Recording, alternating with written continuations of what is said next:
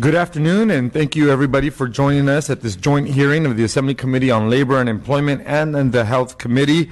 Thank you all for being here today. I want to especially thank Dr. Pan for agreeing to jointly host this hearing with the Assembly Health Committee. The issue of sharps waste disposal has been the subject of lively debate in the legislature in recent years. Most bills dealing with the subject have gone through the Assembly Health Committee. Because I sit on that committee, I have some familiarity with those bills and the issues they raise. However, as chair of the Assembly Committee on Labor and Employment, I also think this issue raises important workplace safety concerns. It is for that reason that I thought it was important for both committees to take a closer look at this issue. Much of the attention on worker safety and sharps waste has focused on healthcare occupations because of the unique risk faced by those workers. However, the exposed faced by the downstream waste workers have received significantly less attention. It is my hope that today's hearing will begin to fill in the gap because I think it is a significant problem.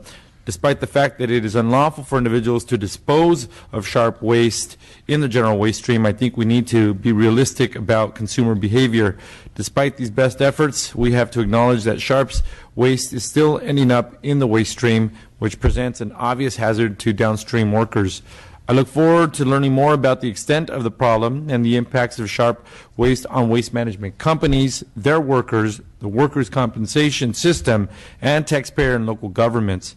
I hope that when we have a better sense of the extent of the problem, we can formulate appropriate policy solutions to address the concerns.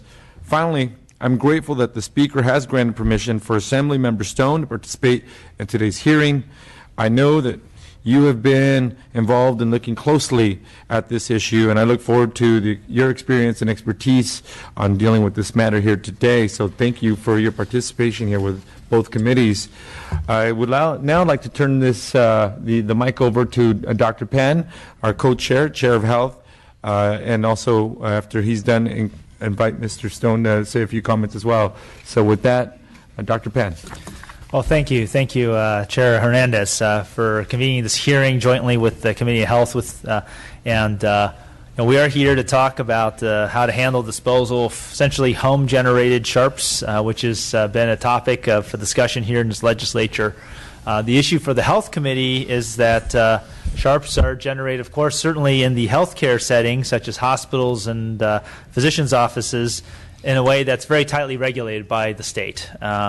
They have to be transported and disposed of by hazardous waste haulers. They have to be treated in very specific ways. However, on the other hand, we have home-generated sharps are much less regulated. And certainly from a public health perspective, we are concerned that a needle that or other types of sharp that have been in contact with human fluids like blood must be treated as a potential source of bloodborne pathogens, no matter what the source. And this dichotomy between how we treat essentially the same thing in one setting and the other, we need to come to resolution about that. We know we have a lot of research actually on needle stick injuries in healthcare workers. So, but it's also increasingly evident that we don't have very much information about what happens to non-healthcare workers who also may come in contact with these sharps on their job. So I hope that this hearing will help provide some illumination around that and being sure that we have policies to protect all workers, whether they're in a healthcare setting or not, particularly those where there aren't the regulations, and that we can move forward on some good policy. I do apologize. I do have a concurrent committee that I sit on as well that I'm going to have to be attending as well, so I'll be popping in and out. But again, I look very much forward to hearing the testimony, and certainly my staff will be here as well. Thank you. Thank you, Mr. Chairman. At this time, Assemblymember Stone. Thank you, Chair Hernandez and Chair Pan, for holding this hearing. Really appreciate it, and for all the panelists who've come from a long ways away to come speak today. I'm looking forward to the information that we can gather here. Ms. Eggman, who has been a joint author with me over this last session on a couple of bills, was not able to make it here today. She's off on jury duty, as it turns out, so continuing to do her civic duty. But we've done a couple of bills this session. Last year we had a much more comprehensive bill where we tried to engage with the industry on cost-effective solution to sharps out in our environment, and especially sharps that are in a non-healthcare situation and that are causing harm. That bill didn't get very far last year. This year we scaled the bill quite a ways back to just a requirement for containers and for education to the sharps users to make sure that we had the best opportunity to communicate with those who are in possession of sharps and how to deal with them, because we don't have broad enough infrastructure throughout the state and a lot of local areas to be able to collect and manage. As we know, sharps are illegal to put in the trash. They do end up in the trash. They do end up in recycling. And for us to come up with a statewide policy to address this issue seems to me to be very, very important. The bill was scaled back as a way to try and be able to continue the conversation and have at least the beginnings of a solution that would need to be built on in future years, and we certainly recognize that. But Ms. Eggman and I are very appreciative of having this hearing, making sure that we have the best information as we move forward with policy, and I look forward to the conversation today. Thank you for holding the hearing. Thank you, Assemblymember Stone. Any other members of the committee or committees wishing to chime in? Assemblymember Chavez. Well, I also like to thank the members for holding this meeting. We discussed this a little bit in health, and it was a very good education. Dr. Jason, who gave her presentation giving the data and actually the numbers, I hope we'll be able to hear that again. And since that last meeting, I've had the opportunity to look at some of the technologies, and I think hopefully we'll be able to see those, because it's clear that in this industry there's been a lot of advancements on the issues of sharps and different types of implements. And so as we come forward with the decision, I'm hopeful that we're going to use the good data that's provided and not be looking so much historically, but as we're going to be looking forward with the new technologies. Thank you. Thank you, Assemblymember. Any other members? Ms. Waldron. Thank you. I could just chime in on the importance of this and having this discussion. I had served 8 years in local government as a director of a local regional waste, solid waste board. So it was always a concern, as well as the pharmaceutical disposals. All of these things are a critical issue for public health policy, safety of workers, and things like that. So it's really important that we have this discussion. Absolutely. Anyone else? Okay, then, with no further ado, we'll open up with our first panel. That'll be the overview of the problem. We'll be hearing from Ms. Nancy Paris, Director of Epidemiology, Providence. She's with the Providence St. Joseph Medical Center. Ms. Paris, whenever you're ready. Are these? Oh, okay. Thank you. I really appreciate the opportunity to be here and speak to you about this issue, which is very important to me. I am a nurse, and I'm also an epidemiologist with 36 years of experience in infection prevention. In the United States, it's estimated there are about 9 million people who use sharps and types of sharps to manage their medical conditions at home, and they generate about 4 billion sharps. Those sharps have to go somewhere, and typically they're not educated where to dispose of these sharps. And so one of the things is that we look at it, we think always that it's diabetics that are using the sharps for their insulin. This is a short list of all the other conditions for which there are people out there in the community. The list is growing. It will continue to grow as healthcare moves out of the hospital and into the home. And these are just some examples of sharps. Now, this is in a recycle center that I visited. These were sharps that actually showed up that day that I just happened to be there. And they're buried. It's a virtual needle in a haystack or needle in a recycle stack. They're in there. They could be anywhere in this. This goes in an assembly line, a conveyor belt, one of many, where the sharps could be loose, where the person who is sorting may end up getting stuck. On this particular day, there was one that was in a container. This container, however, is not puncture-proof and it is not crush-proof. So it very easily could be more of a danger from the well-meaning person. So there are over 1 million people living in this country who have HIV infection. We have no vaccine. We have no cure. Now, the risk of infection following an exposure is very rare, but it is very real.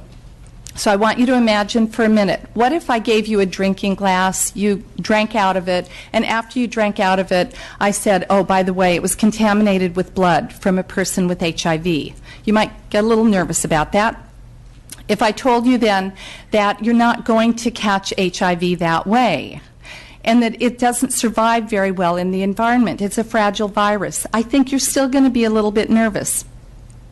But what if instead you were that person on the sort line and it wasn't a drink, it was a needle and you got stuck with that needle? Now, one of the problems is you're never going to know what that needle was contaminated with. We have no way to check that. All we can do is check you proactively for certain diseases that you may be at risk of, and it becomes a long, arduous thing. So now you're that solid waste worker.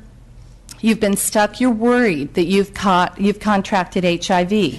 I would be assuring you the risk is very low. It's 0.3% following stick with a contaminated needle. You're still going to be worried. You're going to think, am I going to get AIDS? It's going to be a long time for your testing, months and months where you're going to have no idea if you've been infected. You're not going to know if you're going to become sick, if you're going to be able to have sexual relations with your partner, if you're going to be able to have children. Am I going to infect my family? What's going to happen to me? And that's what people go through with the unknown. So then, what if you are one of the very few that did actually contract HIV from that needle stick? You're going to have a lifetime of medical treatment, medications that you're probably not going to be able to afford very easily. How sick are you going to be? The initial symptoms of HIV can be none or they could be very mild, but then it could turn into devastating symptoms and infections and essentially death. Now, the risk, it's 1 in 300 following a contaminated needle stick. But this is Linda Arnold. She was one of those 1 in 300. She contracted HIV from a needle stick. This is what you'll be thinking. Is this how I'm going to die from HIV if you contract it following a needle stick? It's a devastating illness. It's a devastating disease for those that do end up contracting it. Now, again, it's a very fragile virus, but there are some studies that show it can live days in the environment. So, HIV, maybe not the most common. What about hepatitis B? Hepatitis B is in the population. There's about 1.5 million people out there with hepatitis B, infected with hepatitis B. We have an effective vaccine for it. If you've been vaccinated, the risk is 0. If you've not been vaccinated, it could be as high as 30%. And the vaccine is 3 injections over a 6-month period of time. What if you became stuck with the needle before you completed the complete series?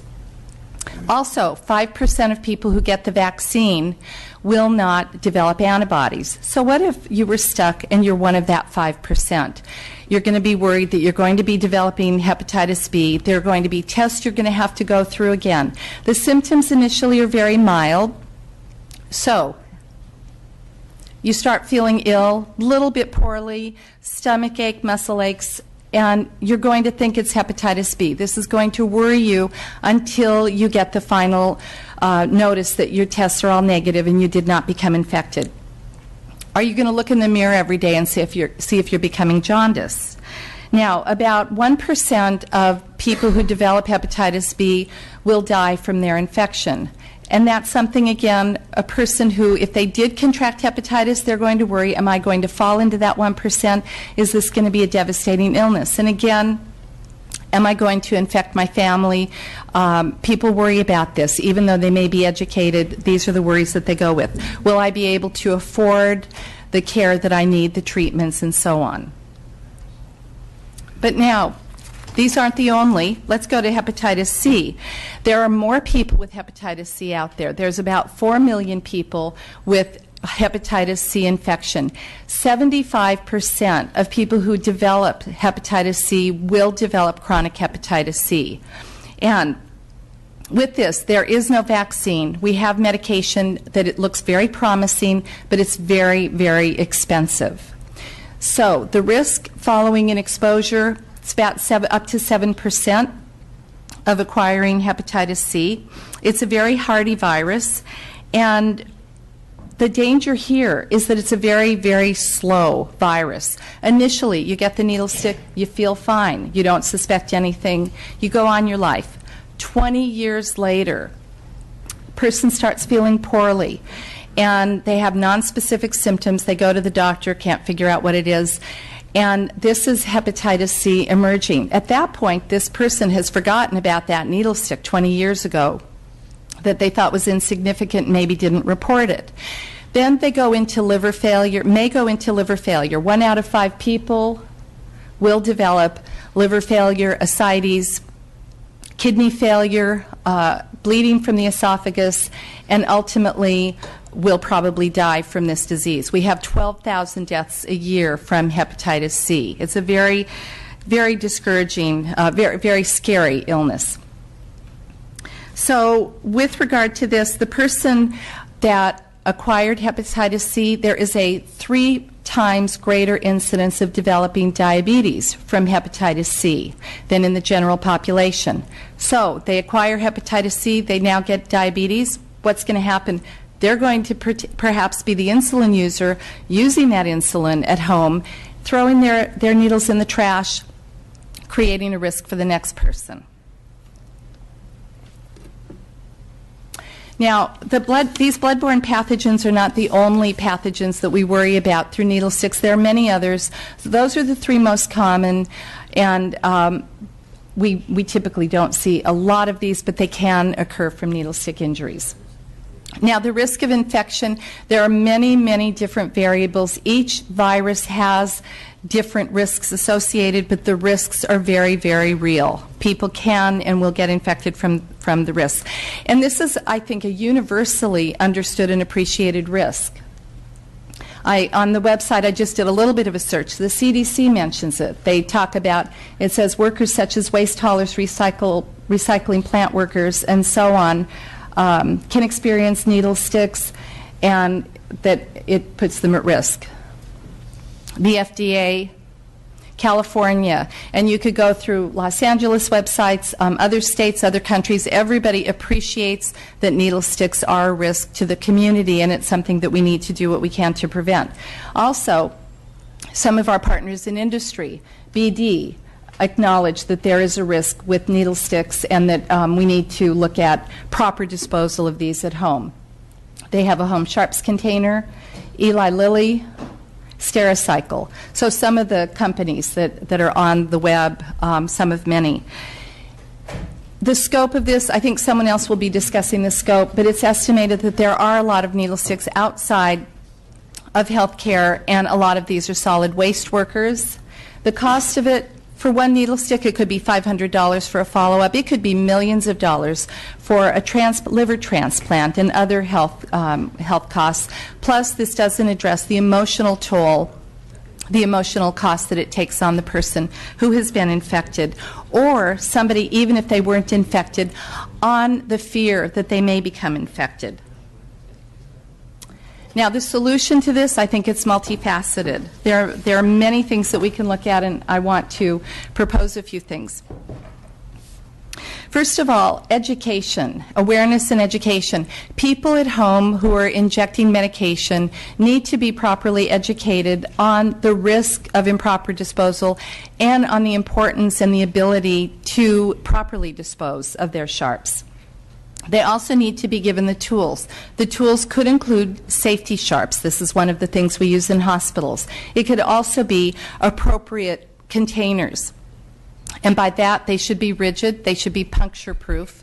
They should come with instructions on how to use them, and they should come with instructions on how to dispose of them. You don't want people using them and then emptying them and reusing them. That would be more of a danger, more of a problem. You also need to have employee safety for training for the solid waste workers. They should be taught how to use appropriate personal protective equipment. They need to be taught the importance of vaccination. That can protect them at least from hepatitis B. Very important. And they should be taught also that it's important to report every single time if they do get a needle stick, because those are accidents that do happen. They should be taught that the importance of reporting.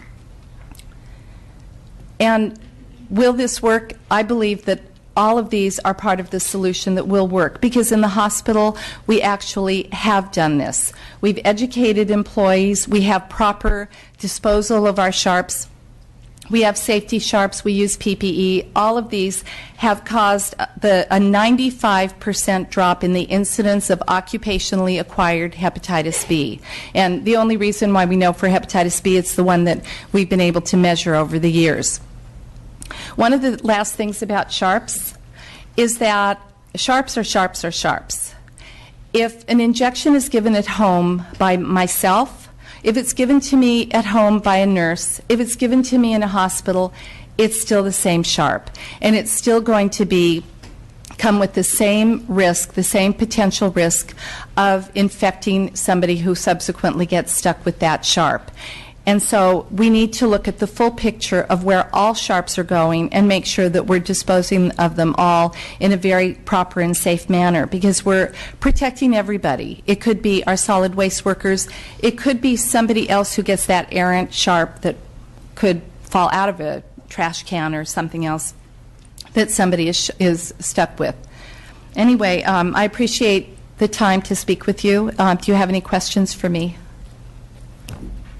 Questions from committee members? Mr. Ridley Thomas. Yes, ma'am. I was wondering about your reference a moment ago with respect to workplace issues in a medical facility. That largely deals with personnel, you said, who have been able to effectively dispose of the sharps? Yes, with personnel, I've been in the field for a very long time. When I started, what we used to use, actually, we would use clippers to dispose of our sharps. And the needle, which now is a double-edged needle, would go in a box, which I witnessed many times. It would fall open, and you'd get sharps out there people would get stuck by. Or we would just not appropriately dispose of the sharps. And one of the things that was brought into, that was enforced, was the rigid containers that had to use. It was an incremental expense, but it was something universally all hospitals, all healthcare agencies will use these. The sharps go in them, you cannot pull them out, and you cannot get your hand in to get to one. And they're disposed of safely to where they do not provide a risk. The risk had been to the healthcare workers who, because of these errant sharps that were not properly disposed, they would get stuck with. And in a medical facility, a patient or someone receiving medical services would not necessarily be responsible for disposal, correct? The patients in a medical facility would not typically be giving themselves an injection. The only time that they would be typically is if they're being taught how to give themselves an injection. And in that instance, what would happen was they would be taught, you give yourself the injection, and then they would go to the wall where the sharp dispenser is mounted.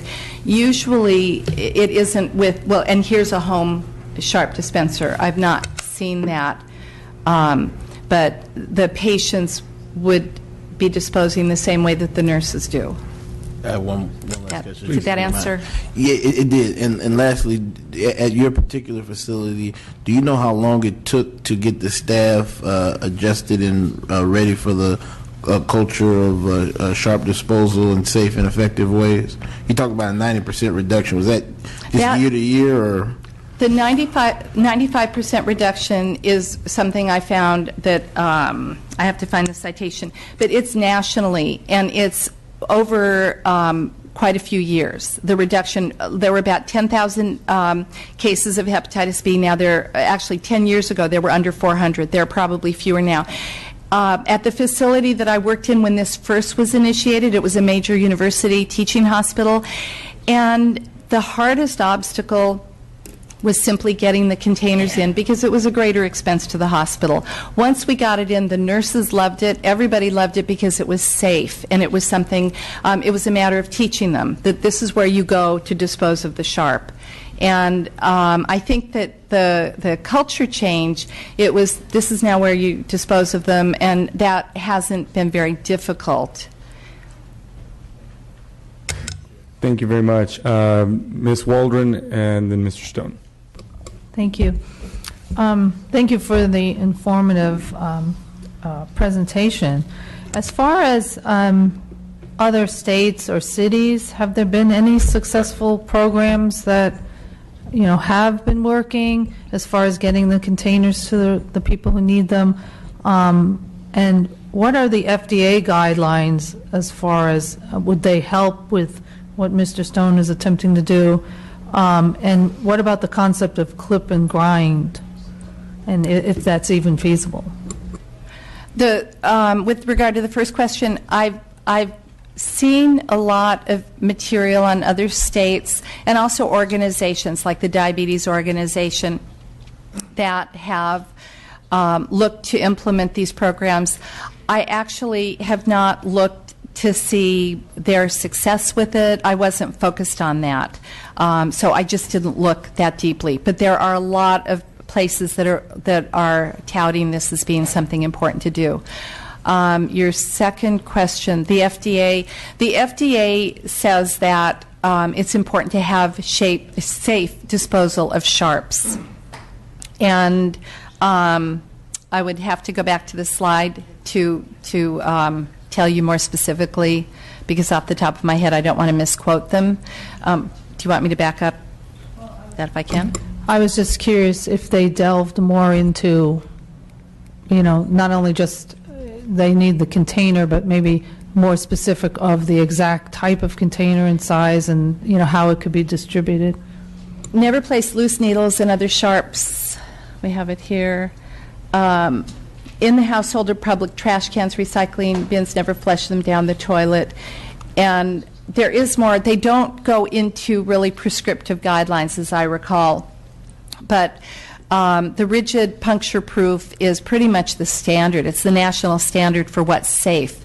A plastic bottle, even a cap on a syringe, needles will go right through, and people have been stuck that way. So it has to be, those come from OSHA guidelines and the California Waste Management Act. They have very specific guidelines on what would be an appropriate container. And then your third question was the clippers. And I'm sorry, what was the question about it? I read somewhere about the concept of clip and grind, so that the needle's clipped off before disposal and it goes into something, I guess, grinds it up so it's not pointy.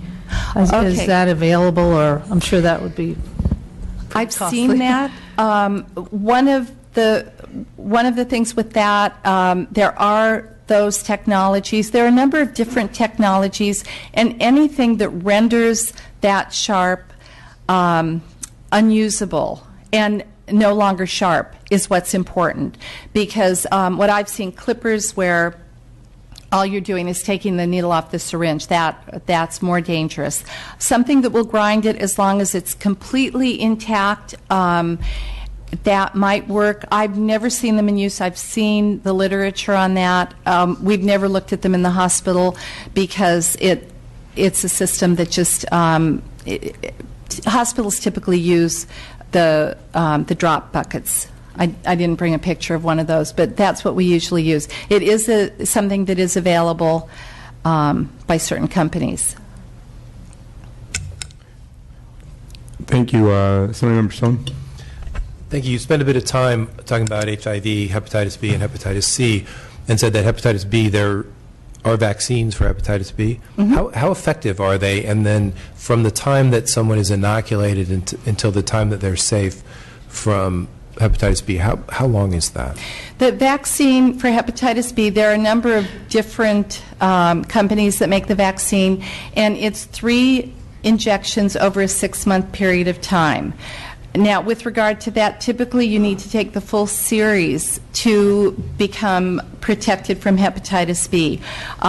There may be studies that look at earlier, after the first or the second, but typically it's 3 injections, so therefore you have to take all 3 to be protected. 95% of the population will develop immunity, but that means 5% of the population will not. And there have been some people that get the full series of the injection. They don't develop any immunity. They'll get another full series. They don't develop immunity, and so they whatever the reason is, they just don't have protection. Now, just to put that into numbers a little bit, measles vaccine, 5% of the population does not develop immunity to measles vaccine. When I was a child, I had natural measles, but the vaccine came out, we had no measles because everybody was protected. 5% was a pretty small number. But 20, 30 years later, that 5% became a much bigger number of people who did not have immunity. And we've had, since the vaccine came out, a number of measles outbreaks, and for a few other reasons, but because that number grows. So 5% will not develop immunity. And is there a way to know once somebody has taken that series of Yes. vaccinations, how do they know then that they're not actually immune? There's a blood test that can be taken after the immunization to see if they've developed antibodies. And it typically is not done because you give the vaccine and then you make that assumption. It can be tested. It's just a matter of how much does that cost. But it's something that certainly can be given. Okay, thank you. All right, any other members with questions, comments? Okay. Thank you. Thank you, Ms. Perez. Really appreciate your presentation here today. Very helpful. Thank Very you. helpful. Thank you. Okay, we're moving on. We're going to hear from California worker injuries from Sharps in non-healthcare occupations. We'll be hearing from Glenn Shore, Research and Policy Advisor at the Office of the Director, Department of Industrial Relations. Mr. Shore, whenever you're ready, you have the floor. Thank you for being here with us today. Thank you.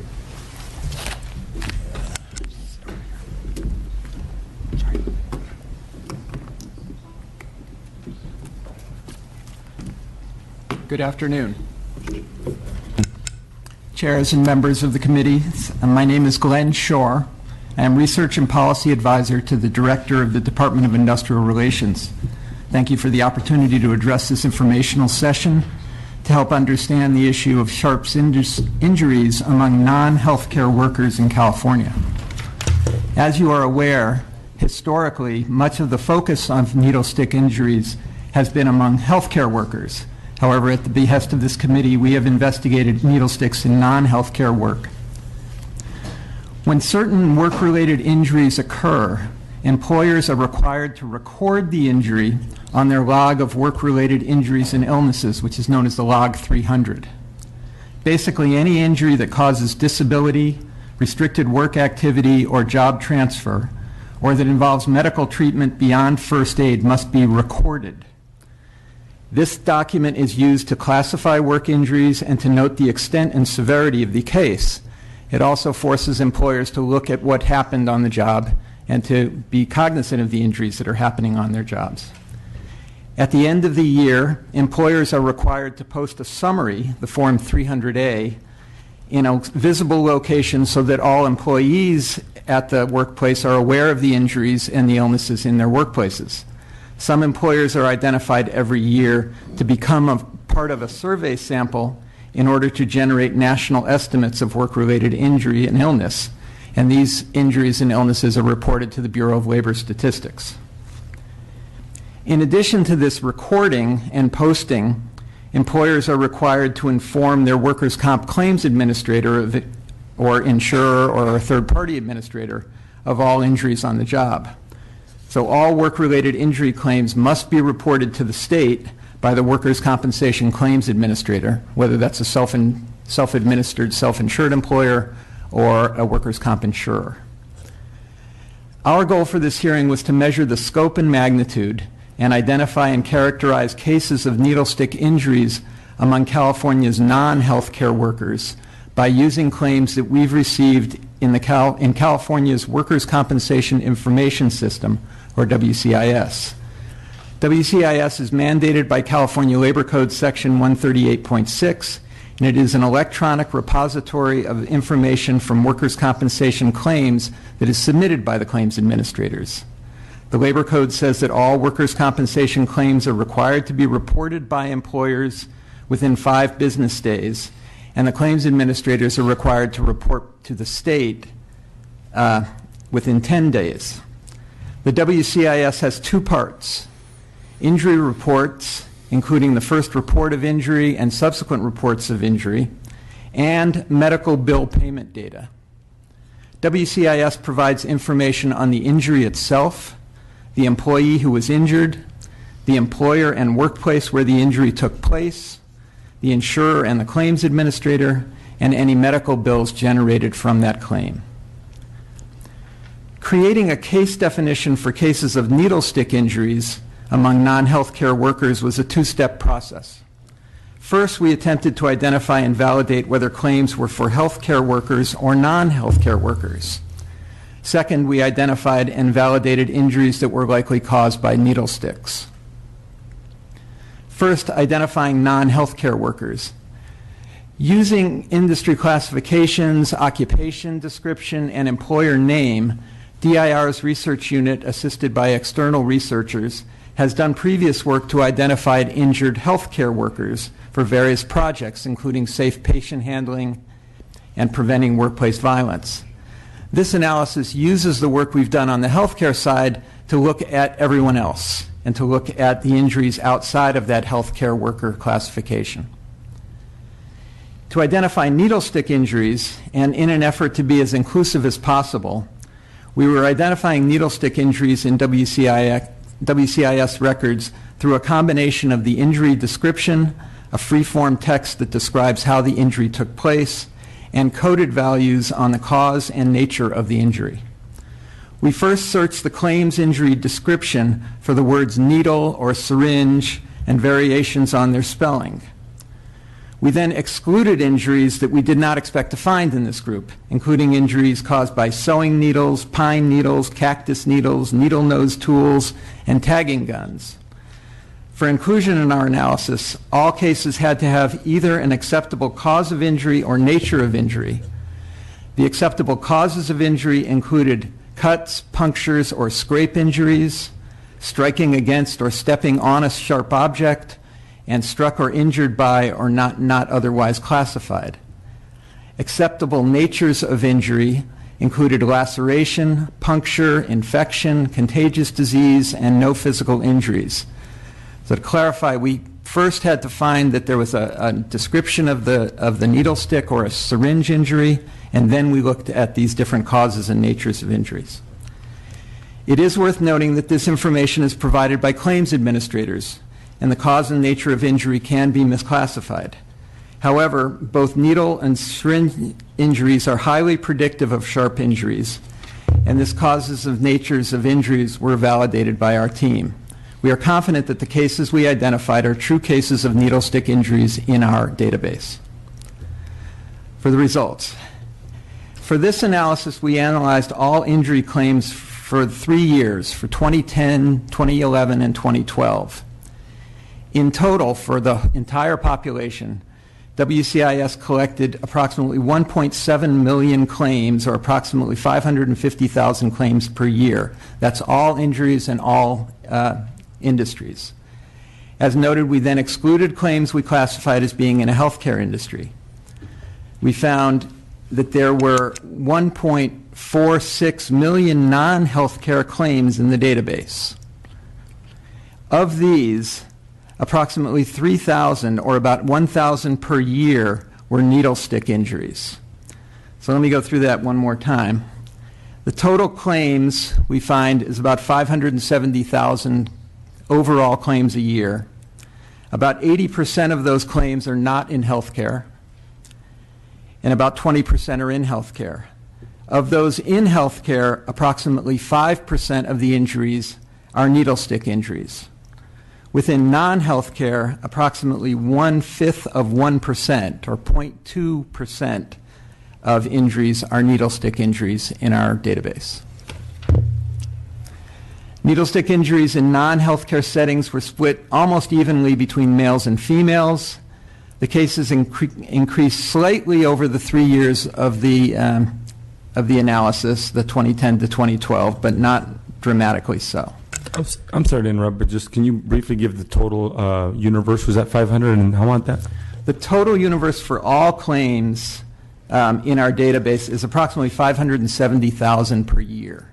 Okay, so then the those pricked by needle, you said about 1/5%. So We have a total, excuse me. yeah. We have a total of about 15,000 needle stick injuries per year over the 3 years. Right. It's about 5,000 a year, but 1,000 a year of those were in non-healthcare. That's what my math has. Okay, thank you. Sure. We use the Workers' Compensation Insurance Rating Bureau class codes and NAICS industry codes to determine the industrial sector of injured workers. The sectors with the highest percentage of needle stick injuries, and this is in the non-healthcare side of the coin, the sectors with the highest percentage of needle stick injuries were accommodation and food services, about 21%, administrative support and waste services, about 18%, and public administration or government workers, about 14%. We also found cases in many different industries, including educational services, retail and wholesale trade, real estate, rental, several other sectors. The claims in the Workers' Comp Information System have a free-form text field for entering occupation. When possible, we coded those claims into general occupational groups. The most common occupational group was the buildings and grounds, cleaning, and maintenance professions, which accounted for 40% of the non-healthcare needle sticks. That's buildings and grounds, cleaning, and maintenance professions. This grouping included janitors and building cleaners, maids and housekeeping cleaners, pest control workers, and grounds maintenance workers. Protective service occupations, mainly police officers, accounted for 13% of claims. Workers at waste management facilities and recycling facilities are classified under the group production occupations, which is our third most frequent occupational group with about 8% of those non-healthcare cases. Garbage collectors are classified under transportation and material moving occupations, which made up about 3% of our cases. We found many other occupations with identified claims, including transportation and material moving, sales, office support, food prep and serving, and various service occupations. Mr. Chair, may I just ask a very brief question?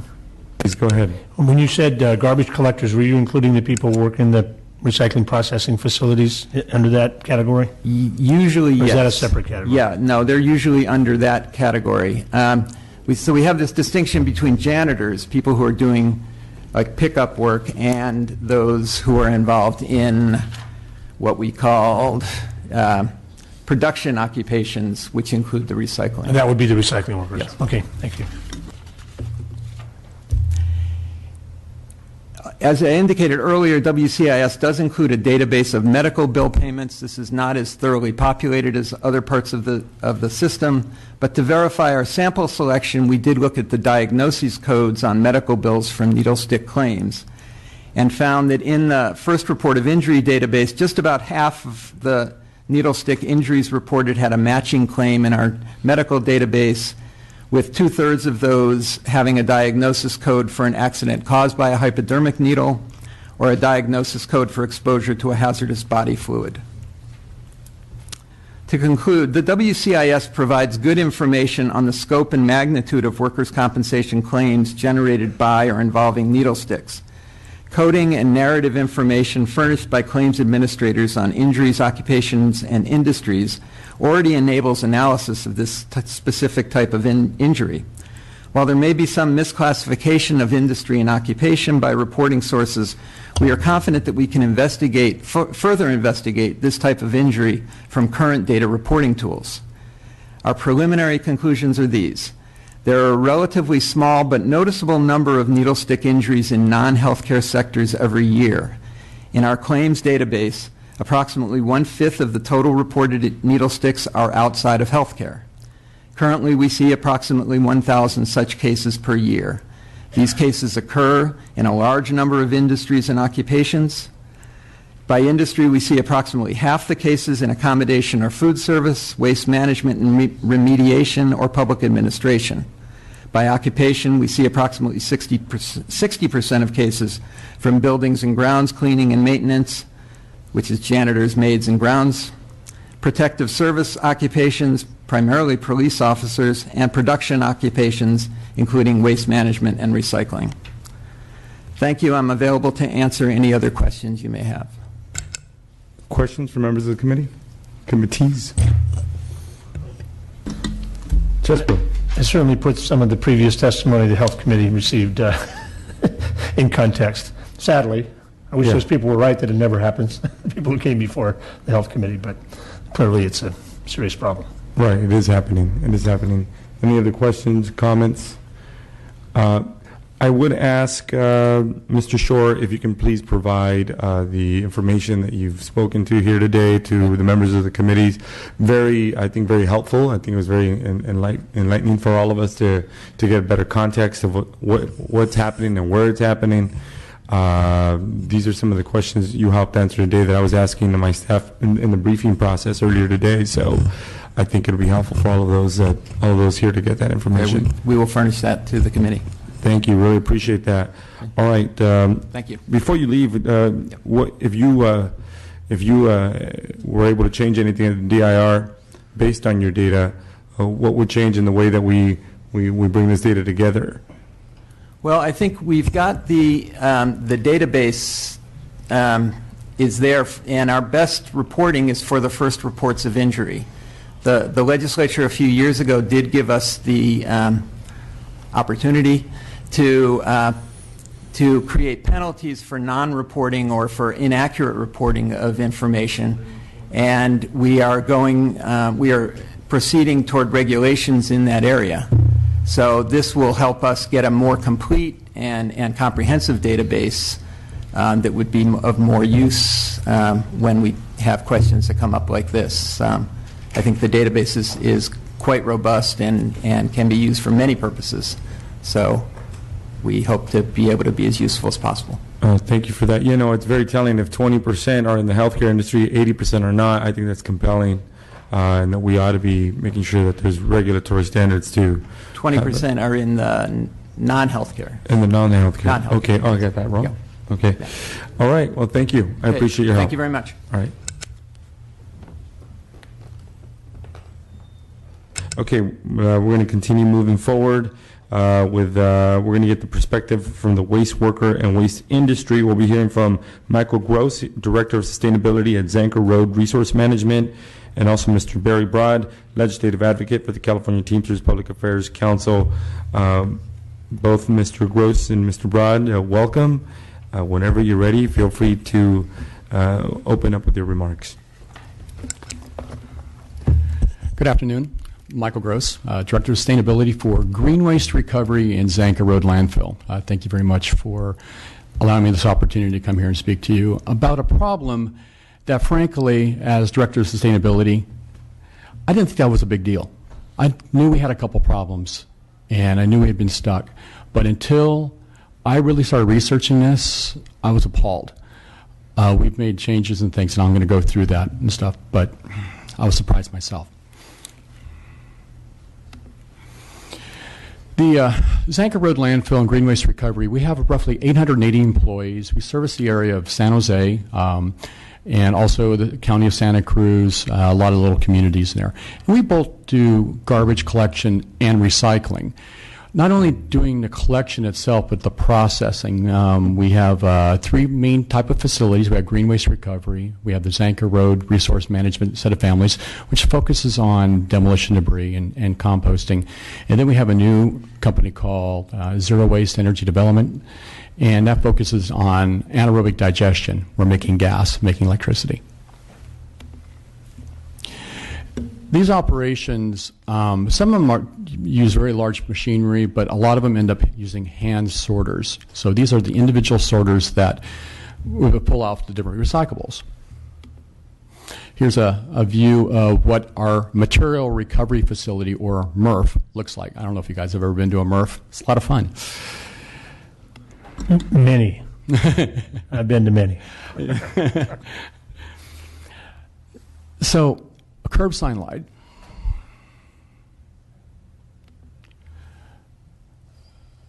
This is how a line works. It drives, the material is coming down. These are the pre-sorters. They're pulling off big items, chains, rope, hoses, a lot of big pieces of garbage, maybe a tarp or something else, and are getting everything else ready for the rest of the operations, because most of our other operations are pretty mechanical. These employees here are the ones who get stuck most of the time. This is the recycling side of our line. We actually have two different types of lines. One is the traditional recyclables. The other handles municipal solid waste, the garbage portion, the stuff that people throw in their garbage cans. The city of San Jose hired us to do the commercial, the multifamily, all the recycling. So all the garbage from San Jose comes to our facility and we sort it. Getting people to recycle at multifamily is very, very difficult. But what we'll do is we'll go through, we'll find out people's belongings, we find paper, we find newspaper, we find cans and bottles, and we pull those things out. And then everything that's left over, we send to our composting operation. We're currently getting 85% for multifamily and right about 75% for some of our other haulers. But this is an important fact that the state of California is now looking at getting a 75% mandate to go recycling. And so you're going to see a lot more of these type of facilities. They're also known as a dirty MRF. They're going to start popping up. We've been doing this for 9 years now. So it's more trends, more people are going to be doing this, more opportunities for needle sticks.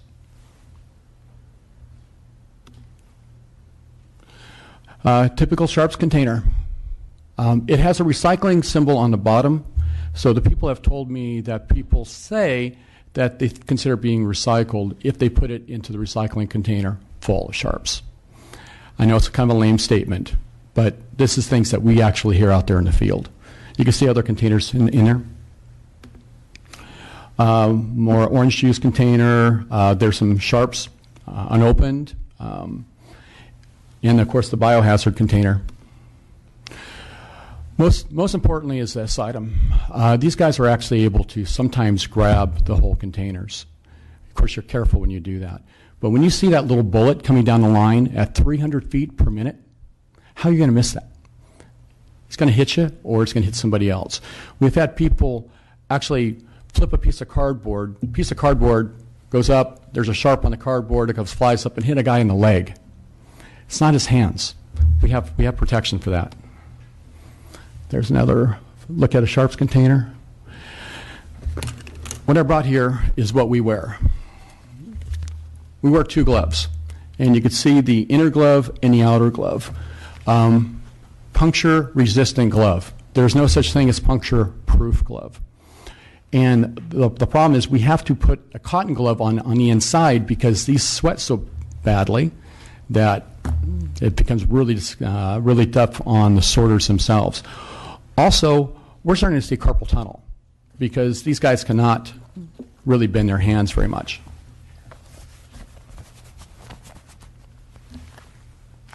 So you can see by this demonstration, it is tough doing this, and it's sore on my fingers.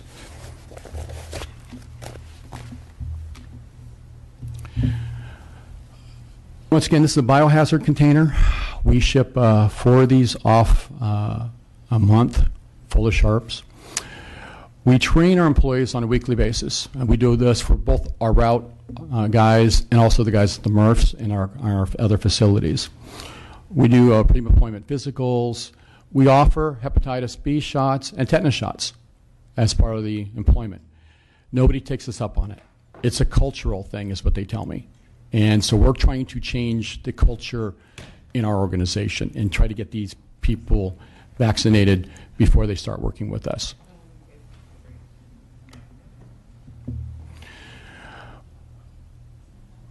This is a sad statement. Can you elaborate on it's a cultural thing statement?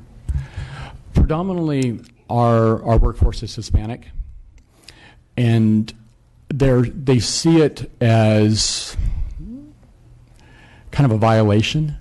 It would be the best argument I could say that they're not going to get this. They're strong. They're young. They're male. You know, we don't need to do anything to protect ourselves because we're strong and young. And when people go out and get a shot, they actually get kind of harassed by some of the other employees, is what it's been told to me. We make the offer. What's that? There at the workplace? Yeah. I'm just going to make that threw me off, having worked with some of the workers in some of these facilities. Because me too, by the way. Quite frankly, and being from the Latino community, there is no cultural stigma to vaccines that I'm aware of. Just a suggestion, I know it's a little off base, but you may be approaching the situation a little wrong, and I would suggest perhaps talking to some public health educators about how to approach it, because I think Roger and I both had the same reaction, knowing the workforce that you deal with. We were a little, that's a new one. I felt the same way. It was, really? I mean, this is to save them. How can we actually get these people involved and know that this is by far the best thing they could possibly do for themselves and their families? Mr. Chair, as a father of a couple of 20-something boys, young men, it could quite possibly be just young men as opposed to any particular ethnicity. It may just be a life stage, and I don't doubt that that's possible as well. Clearly, and that's why I didn't make the assumption. That's why I asked for elaboration on the culture statement. You know, it could have been organizational culture. I wouldn't go with the organizational culture because we're trying to promote this. And this is directly from our supervisor who's dealing with these guys day in and day out. And I was really shocked to hear this myself. And that's why I really, when I put this presentation together, it was like kept on finding these things out. It's like, wow, we need to fundamentally change what we do. We need to get these people vaccinated. And we understand that as a company. We want the best health for our employees. We're self-insured, $250,000. When one of our people get stabbed, they're off work for 8 hours. And, the work time is, that's not the real issue with us. But they have to go back. They have to be re-examined and re-examined again, and shots done 3 times. I could see the employees saying, I don't want to report this. I don't want to report this to management because I don't want to have to go off and go do this. And we of course pay for their time for this.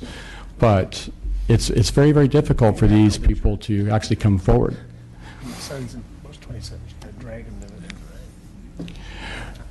The 64-gallon container costs us $900 a month for those containers to dispose of. These gloves are $3,800. Of course, we're having, once again, carpal tunnel issues.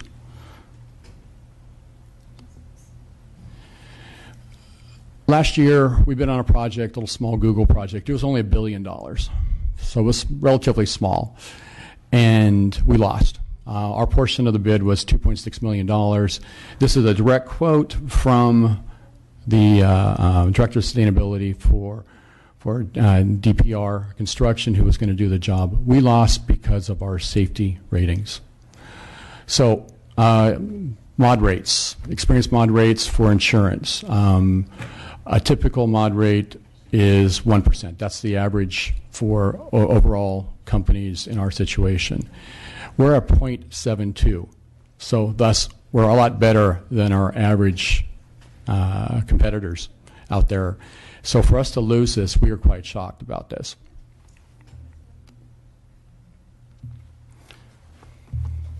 $1980, I got stabbed.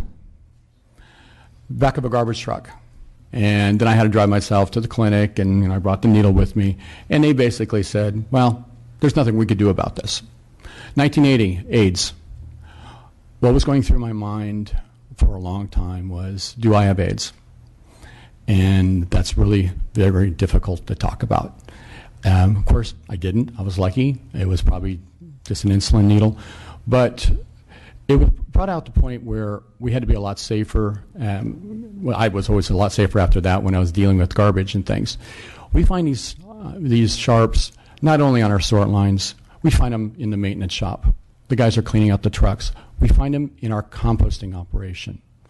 Somebody throws them out on the park. That park material is picked up, brought to our facility. We compost it, and we get a sharp. Also, I am a user, too. So I shot up this morning, or excuse me, yesterday morning, and I brought my box in. So I have my 4 protective sharps. They did a fabulous job on these things with little rubber grommets. Kind of nice. However, the take-back program is pretty much non-existent. They said, here, we'll give you a sharps container.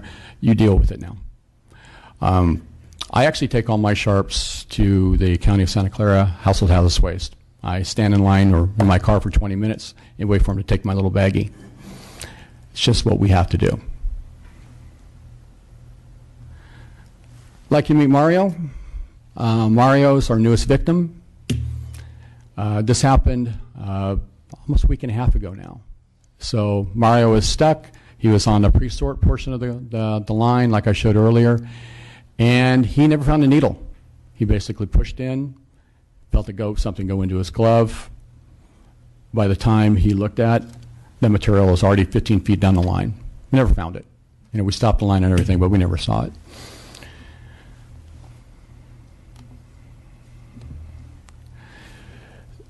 In this year so far, we've had 5 needle sticks. Last year, you saw, we had 8 and 11 and 11 years prior to that. To talk to these people, it's devastating, and they just don't know where it's going to go next. I really, I try to do everything in my power to help with the safety in our company. There's nothing I can do about this. There really is nothing, because if these guys are going to stand in that line, they're going to have objects coming at them unless something is done by you guys. It takes safe disposal options. Thank you very much. Thank you, Mr. Gross. Just a couple of clarifying questions. Mario, the worker that was punctured recently, did he sign off on us knowing about all this? Yes. About his Yep. incident? Okay. Yep. And then with regard to previous incidents and punctures at the workplace, do you have a number of those that actually resulted with an infection? It kind of got a gray area on that one. I have not heard of anybody getting hepatitis. I have not heard of anybody getting extremely ill. Otherwise, that's been out there. However, we don't ask questions either. It's kind of that whole gray area. We get to a certain point, we get them treated, and then it's their medical condition. Some of these people are not with us anymore, and they come and they go. This whole industry, our sorters have been with us for several years, but then they either get moved up in the operations or maybe they go find something else. But we don't hear about a lot of the people. So when it does happen, what's the protocol at that point? And someone gets pricked, they report it to the manager? Supervisor first. Okay. They walk off the line. They tell the local supervisor. Then they go to the next supervisor. They go into the office. They fill out some paperwork. They're given some information. They then go right directly from there to the clinic. Okay. They bring the needle if they can. And then they get a shot at the clinic. They get a lot of information about what to look for, what's going to be happening over the next 6-month process. The new appointments are made for 3 months out for their next appointment. And then after that 3 months, there's another appointment after that. Okay, well, thank you. I know that we have a couple more questions from committee members. Ms. Gonzalez. Wouldn't the infection and resulting treatment be a workers' comp claim? It is. So how would you not know? We don't know physically. I have no clue physically if something else happened to these people because of that. I know we're going to treat them. They're off. They're going to be getting tested. They're going to be getting shots and things like that. I know all that. But if they actually end up getting AIDS or hepatitis, I don't know that. But it would fall under your workers' comp. Yes, it would. I do not see that information. That's all tied up in HR, and HR leaves us out of it. That is not our protocol. All right, thank you. So when you talked about the employees that were involved in an incident or punctured, and when you said they're not with us anymore, are you talking about they've changed employment? They changed employment. I'm sorry. Okay. Yeah. I just want to clarify that, just so that everybody's on the same page. When I was talking to a couple other people about this, and a friend of mine runs a MRF, and he was telling me about a truck driver picking up a bale of cans. And he was strapping the cans down, and he got stabbed. You never know where these are going to come from. They're out there. I understand. Okay. So you think we can do something, but it needs to be done upstream? That is correct. I think there has to be take-back programs. Any place that sells needles needs to take them back. I think should be an option for mail-in, and this is no charge to the users. Even thinking outside the box, I think if you came up with a container that was non-crushable, that could be recycled, and put into a container that can go into the recycling, that will not break open ever, then that's an option. I think something like that should be looked at. So your employees, they're not required then to take the vaccinations? No. What would your recommendation be there? I would actually like to see them all get vaccinated. That's a personal comment, not a company comment. And I believe we'll probably end up trying to get to that point just because of the amount of incidents we've had. It's going to happen. This is just a loaded revolver. It's going in that direction. Okay, there's another question. I'm just curious, because you're sitting up there next to the Teamster representative, are your workers represented by a union? No, they're not. These workers aren't. Some of the other ones are. Some of our other companies are. Great. If there's no other questions or comments, thank you, Mr. Gross. Really appreciate your thank you very much. Presentation here today. Thank you. All right, we're going to move forward here with Mr. Barry Broad. He's legislative advocate for the California Teamsters of Public Affairs Council. Welcome, and you have the floor whenever you're ready. Okay, Mr. Chair and members, Barry Broad on behalf of the Teamsters. First of all, I'd like to thank the committee and Chair Pan for convening this hearing, and Assembly members Stone and Eggman for bringing their bill forth, although I have to note that they are just the latest in a long line of legislators who have tried to make progress on this issue and basically gotten nowhere. And the reason they've gotten nowhere is because this is one of those situations where the opponents have 1,000 reasons to say no, but can never get to yes. Some of them are good reasons. Some of them are pretty bogus reasons. But they never seem to be able to fix this problem, and it is a growing problem. And clearly, today I was gratified to hear Mr. Shore's testimony, because even as of 2 weeks ago, and what I've heard since I've been involved in this issue, is that this isn't really a problem. It doesn't happen. And I think that's clearly what we know that's not true. But now I think the statistics, which are probably understating the problem, because who knows what goes unreported, what isn't a workers' comp claim, what happens if the workers are undocumented and don't report it for other reasons. Most of the workers that we're talking about here that work in these facilities are immigrant workers. People that work in housekeeping and hotels are immigrant workers. This is very, very hard work at low pay. So there's a lot of turnover. It's very hard to do this job in these recycling facilities. If you're a garbage hauler, those are pretty good wages. This kind of work isn't. So people are going to pass through this. And in these jobs, whether they're union or non-union, this is tough work in a tough environment.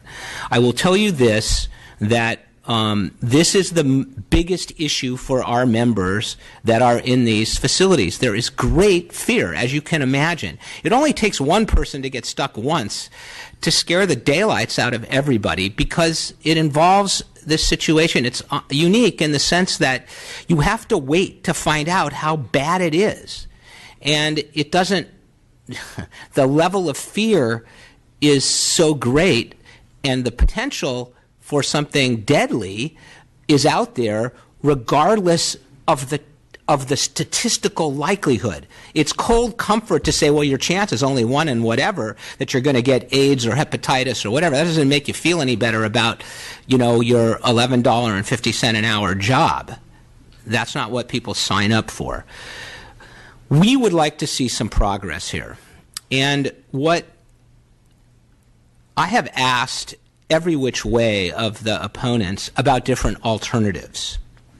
And frankly, I've come to the conclusion that the manufacturers who are making lots of money, this is selling, they make lots and lots of money. These are very profitable companies that sell insulin for injection, that they could absorb the $1 cost to have the box handed out with the.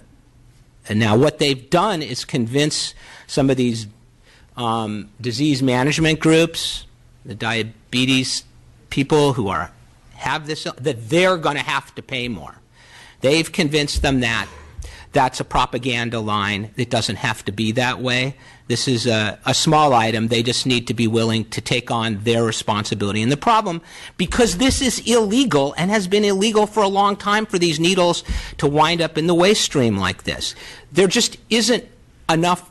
It isn't easy enough for people who are disposing of these needles to dispose of them in a safe way. And what the legislature needs to do, I think, is come up with a menu of alternatives, lots of ways that you can dispose of these safely, but move people in the direction away from what we have now, which is a law that is observed in the breach, where millions of these needles are winding up in waste facilities every week. That's not sustainable as the population grows, as some of these diseases like diabetes grow. We can't have this. Now, there are lots of choices. There are mail-back programs, as the gentleman said. There are looking at uncrushable boxes that could be created. There could be take-back programs. I do know that in Canada, once they started this, it became very successful, and they don't seem to have the problem we have. And Canada is, they're Americans without the attitude, but they're pretty much close to, they're like Americans as if we were all nice. But anyway, the Canadians have somehow figured this out, and I think we can probably figure it out too. In the end, people should just not have to live with this kind of anxiety. And the opponents, and I've talked to them, and they're well-meaning. They have different. You can't tell them all to have one thing, because some of their needles have to be disposed of differently than others, because they have their own. It's a patented particular needle that goes with their. It's a patented delivery system. I get all that, but they have to be willing to get to yes. And thus far, they've only been willing to get to no.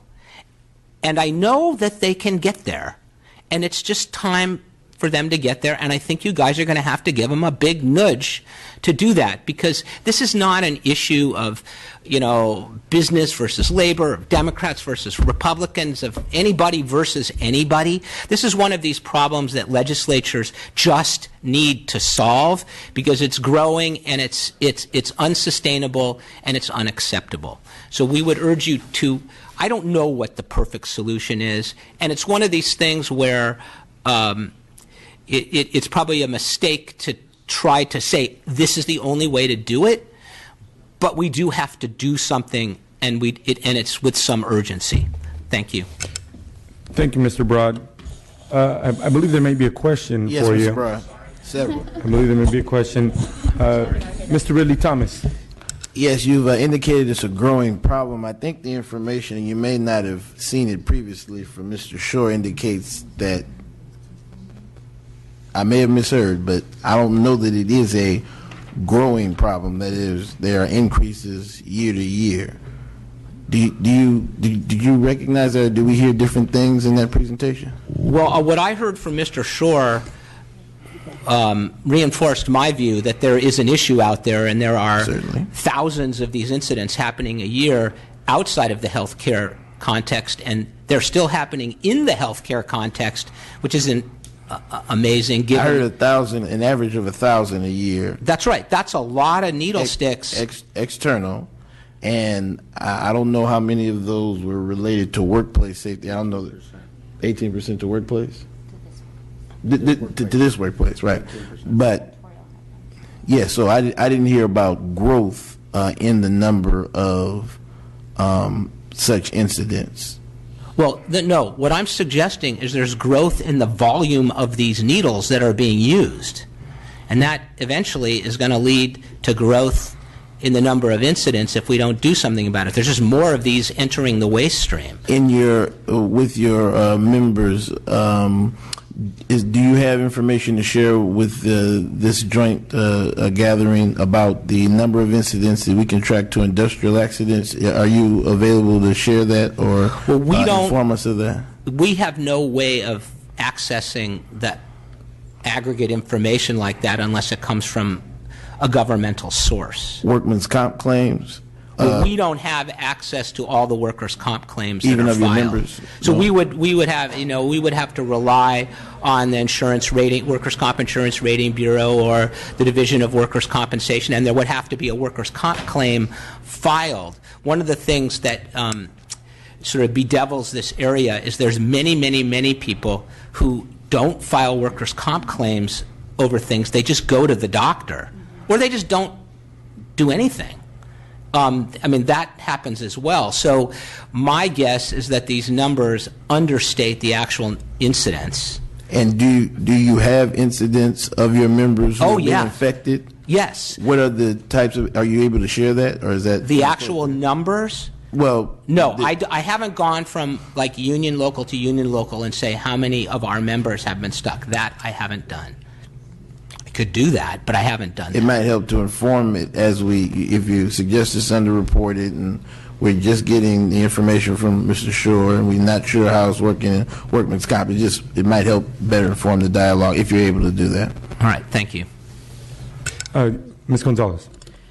So I'm not disagreeing that something needs to be done, but I am still interested in the workplace response to the problem as well. Do you have and I know that the organizing of these workers is relatively new by comparison to the trash hauling industry, for example. Are there provisions in place in the Teamster contracts or the other contracts that represent these workers that are more protective than we heard from the company that previously spoke? I mean, are there things being done for the workers at the site? Because even if we passed every law, there's still going to be somebody who puts a needle in a recycling bin, right? I mean, that we can try to change behavior, but the result will still happen. I'm just wondering, from the workplace aspect of it, from the labor aspect, not as much the health aspect, are there things that are being done in the contracts that are more protective for the workers? What we have in our agreements is requirements that the employers provide protective gear and all the protective gear that's appropriate. Often the question of, as the gentleman alluded to, sometimes, you can't do the job. It becomes increasingly more difficult to do the job if you get so protective that you can't move your hands or something like that. So there's a tension there, and that exists in many jobs. This question of, I need to ask now, after what I heard today, about immunization and a requirement for mandatory immunization, and maybe that's something we need to look at. I haven't heard that discussed, but that may be something that we need to start talking about. Because maybe in this kind of a high-hazard field like this, people may have to be required to be immunized, and if they have a moral objection to immunization, or if they have a gender-based problem with it or a cultural problem with it, that just may be too bad, and they should go to another job. At some point, we can't accommodate everybody's issue here. They need to just pony up and get the shot. And that may be something that we need to look at very seriously. Mr. Broad, just out of curiosity, you mentioned that for the actual trash hauler, the compensations is competitive, it's good. But for the folks that are doing the sifting work, I feel like they're uniquely in a very dangerous job, and the requisite of their job is, rather dangerous with all the needles that are flying by. What's the average pay for that type of work? I don't know what the average pay is, but it's those are lower wage workers for sure, and maybe in the $10 to $15 an hour range, maybe, and in some under our contracts, and probably down there at minimum wage in the non-union situation. I mean, this is not an area of high wage employment. I'm sorry to say, regardless of the risk. That's unfortunate. Well, yeah, we have a question from Senator Member Chavez. Yes, sir. Thank you very much for your presentation and concern about the workers, because I also have the same concerns. And listen to this. Have you ever petitioned Cal OSHA on workplace safety rules and the guarding needle sticks? It's interesting that you mention that. The problem with Cal OSHA, we've thought about this. The problem with Cal OSHA is Cal OSHA can't regulate the waste stream coming in. It can only regulate the employer. So what can Cal OSHA do? Cal OSHA could require everybody to wear gloves. And Cal OSHA, I don't know, but conceivably could require that everybody be immunized. But Cal OSHA can't do anything about someone who dumps a bunch of needles in the garbage can. And Cal OSHA certainly can't tell a manufacturer, here's what you need to do when you sell your product. That would be outside of Cal OSHA's jurisdiction. So we haven't felt that is really the solution, because the solution to this is to obviously, we're never going to eliminate this. There's always going to be people, but to lower the volume by finding other ways, and I think that's something that's going to have to be done through legislation. I don't think that going to Cal OSHA would resolve that. The main issue here is not, and I'm perfectly happy to criticize the solid waste industry and the recycling industry if there was a reason to do so. I believe they are responding the best way they can to this. They're not perfect, but I think they're doing about as good of a job as they can in a very, very, with a difficult problem. And in the end, there has to just be fewer needles that wind up in their facilities. We have to reduce that number somehow, or they have to arrive in a way that they're segregated so that they can be identified. We don't have any, we pick up the things that are in hospitals. I appreciate that, sir. I got it. And that works great, because we know what we're picking up. They take them, they're incinerated, it works fine. Okay, I appreciate that. And I think what we're going to see here is, when I was a young kid, we used to have a thing called a washing machine for clothes, and had a spinning wheel on the thing, and you put the clothes through to dry them. And it was the big deal about the kids. I was worried about it because kids get caught in that thing. Your clothes get in there and you get pulled into it, and hands get crushed and everything else. But that was called the state-of-the-art washing machine, and with the tub and everything to do that little grinder thing. Now we don't have that. We got washing machines that when you open it up, it shuts down automatically because safety. Totally different technology. And I think later on we're going to hear the same thing about these needles. We're going to see some technologies here where you can actually do the same procedure but actually have no residual needles there. So I look forward to seeing the next presentation and new technologies. Thank you. Thank you. A little bit more. You had another question? Mr. Really, Thomas? Broder, just two quick more questions. I apologize. Thank you for the indulgence of the committee, Mr. Chair. With your members who use sharps, have you ever surveyed them to see how they dispose of it, what they understand about the disposal? I'm guessing current or retired Teamsters or other folks. They get training on what to do, and the people that actually just use them personally for their own health. Oh, in terms of like our members as consumers? Right. I don't know that we, that's sort of something between them and their doctor. Okay. How they. But the union doesn't do. No, we don't necessarily know who has got medical conditions. That's their kind of private health information. Got it. But what we do know is that we have more diabetic members than we used to. I mean, we know that this issue is growing, but I think that's not a surprise to anyone. And the last question, I promise.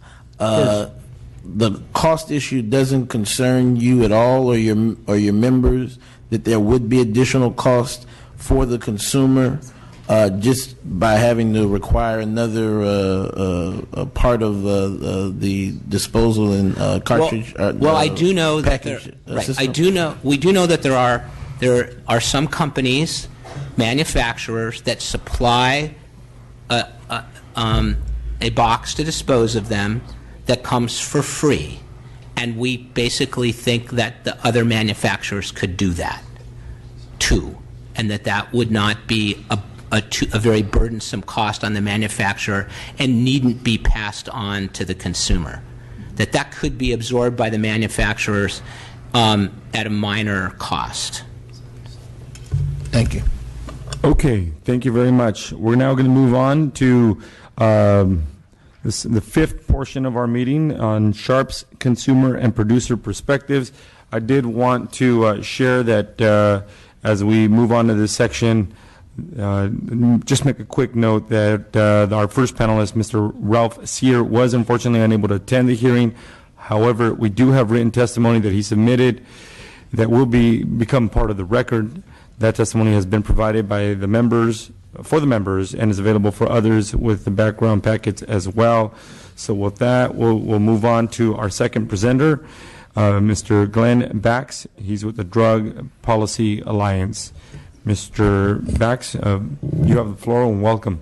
Thank you. My name is Glenn Backus, and I'm a public policy consultant to Drug Policy Alliance and other progressive nonprofits.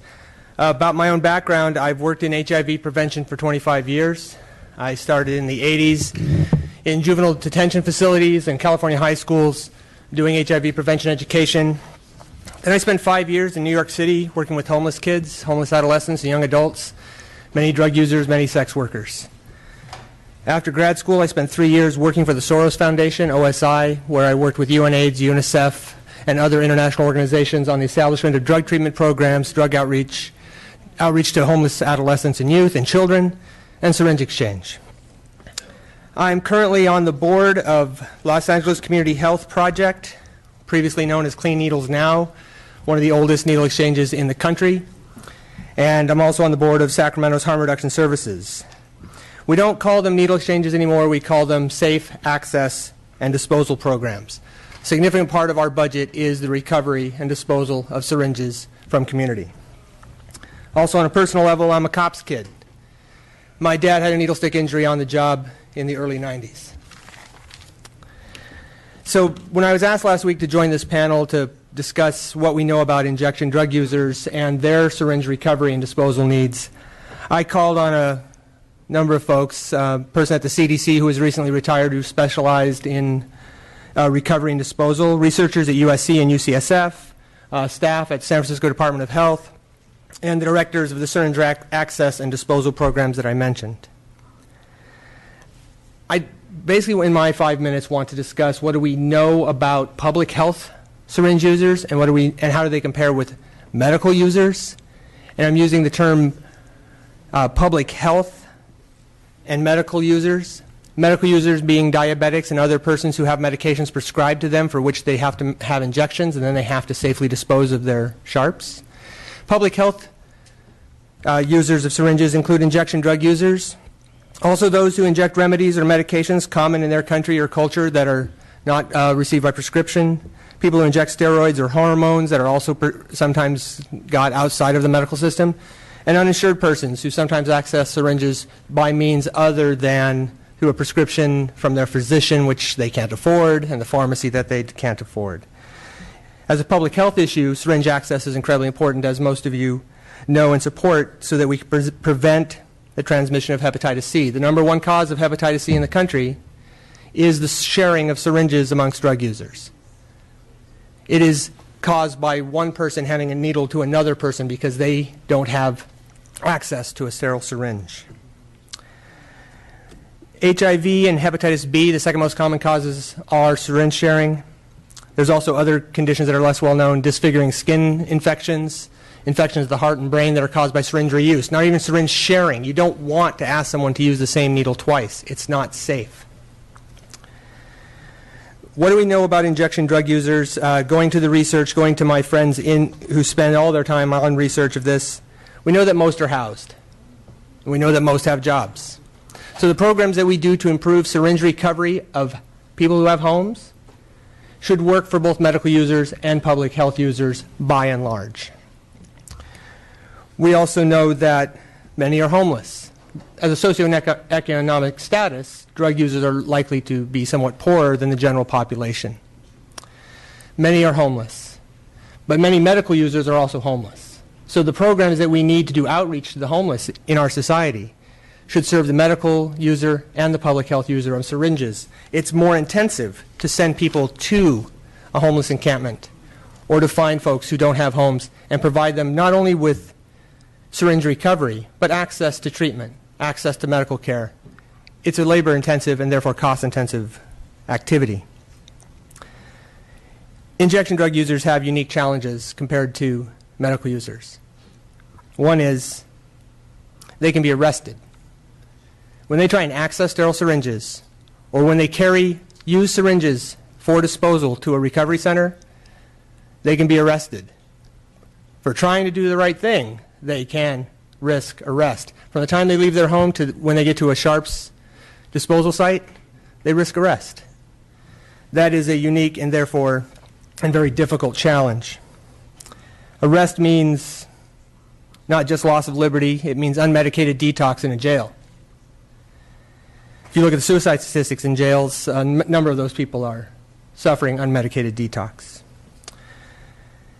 I also ask my allies in the universities and in the public health field, what do we know about the most common means of disposing of syringes amongst folks who are injection drug users? There's like you'll hear on many topics today, not as much research as we need about what do consumers, what do individuals need to do the right thing. There's very few studies on injection drug users and how they appropriately dispose of. What we do know in recent studies in California, focusing on very low income users, that the number one choice was syringe exchange programs, syringe recovery programs, and number two was the garbage can, which is what we're talking about today, is reducing the amount of syringes that go into the garbage can so they would never go on a truck and they would never go to the waste stream and they would never go to the recycling line. We need means for housed people and homeless people to have better, cheaper, or free and convenient recovery. The recommendations of the Drug Policy Alliance and my allies in the Academy are very similar to those you'll find from the Environmental Protection Agency that was published in 2004, that we need to be consumer-oriented. We want to make sure that for all users of syringes, medical and public health users, it should be free or cheap, it should be easy and convenient. Just like the rest of us, everyone wants to do what's easiest.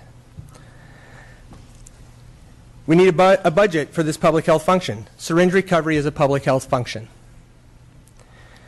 The most expensive but most popular for the consumer is the home recovery, whether it's a grinding or there are machines now, there's apparatus where you can destroy a syringe in your own home. That's expensive and most folks don't do that. The mail back is extremely popular with consumers but also more expensive than other means. Going the next step, asking people to leave their home to take their syringes someplace so they can be disposed of correctly. Before you take the step of stepping out of your door, we can actually bring recovery to the home. So there are jurisdictions in the United States where the environmental health or public health go to people's homes and take their Sharps waste away, sometimes as a phone call, as a dial service, sometimes as a service of environmental health or public health, monthly or bi-monthly or quarterly. It's the special day for syringe recovery. You might get a mailer or you might get a door hanger saying, Sharps waste is collected on this day in your neighborhood during these hours. In the same way that large waste is advertised in my neighborhood, this is the day to throw your couch out. There are days in some jurisdictions where they know that that's Sharps recovery day and it's right there at your curbside. It's right there at your doorstep. Those are popular, also popular are, again, syringe exchange programs. Syringe access and disposal programs often go to the homes of their participants. I've worked in needle exchange Sometimes you go to where folks live and you collect their syringes right there. That reduces their risk of arrest and reduces the worker's risk of a needle stick injury. Customers can also transport to the dump, the waste collection site, as I do with my lead paint or pesticides. Popular in a number of places has been kiosks or red boxes that are put in public spaces. Public spaces including pharmacies, firehouses, community centers, clinics. In Baltimore, Maryland, they went so low tech as to paint old mailboxes and put them in neighborhoods where they'd seen a lot of syringe waste.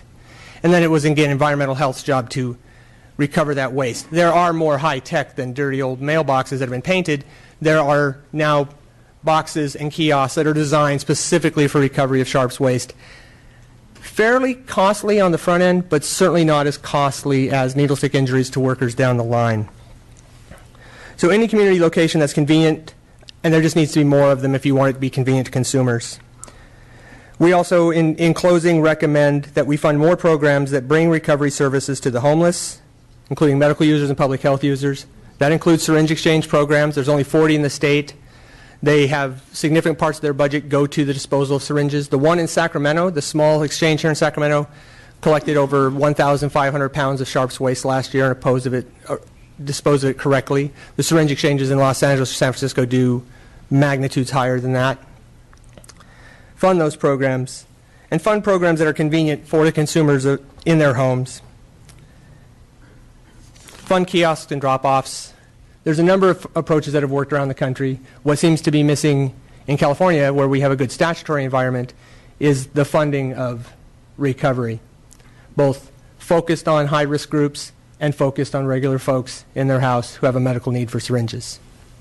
I'll stay for questions and now defer to the other speakers. Thank you, Mr. Bacchus. Any questions from members of the committee? Assemblymember Stone. So, Mr. Bacchus, in other states, how are those programs funded? I'm sorry, I'll be able to get that information for your staff. I don't have a good deal of information on the budgeting today. Oh, okay. Sorry. Any other comments, questions, members of the committee? Okay. Seeing none, we're going to move forward. We're going to be hearing now next from Mr. Carl Ward, Vice President with U.S. Diabetes Care, Becton Dickinson. Mr. Ward, welcome. I think they've asked me to go first. I'm Janine Jason. Yes. I am a physician and a medical epidemiologist. I've been a pediatrician for almost 40 years. I was at the Centers for Disease Control for 23 years, where I was involved in a number of activities, including supervising hemophilia AIDS surveillance and epidemiology, which is where I got very involved in bloodborne pathogens. I also headed up the HIV immunoregulatory lab. For about an equal period of time, I have provided free health care, and I currently provide free health care as a volunteer at a free clinic where I see a number of people who are underserved and minority populations. When I was asked to look at this issue, it appealed to me for two reasons. One, my public health hat, which is a bit not restricted to intravenous users, but in general public health issues, and also my epidemiology hat. And what I'd like to briefly talk about today is some work I did looking at the risk of needle stick injuries in a non-healthcare setting, as well as how to prevent bloodborne infections in a number of populations, including sanitation workers. And I looked at this issue because concern had been raised that with the massively escalating number of people with diabetes in this country, there was concern that there might be a concomitant increase in the risk of needle stick injuries and bloodborne pathogens related to those injuries. And what you see here is a summary of just how rapidly we've had a change in the number of people with diabetes. The estimate now is that we have at least over 20 million people in this country with diabetes, and roughly a quarter of those require insulin. I looked at a number of potential nationally representative data sets to try and address the issue of how many needle stick injuries there were. And luckily, I've used a lot of these data sets and worked with a lot of the people who have them and handle them. They're ongoing surveys that are nationally representative. So we're not looking at all cases. We are looking at stratified, weighted samples so that the results will give an approximation of the incidence of whatever you're looking at. And I looked at a good 6 or 7 of the major ones, really all the major ones that could possibly include these kind of data.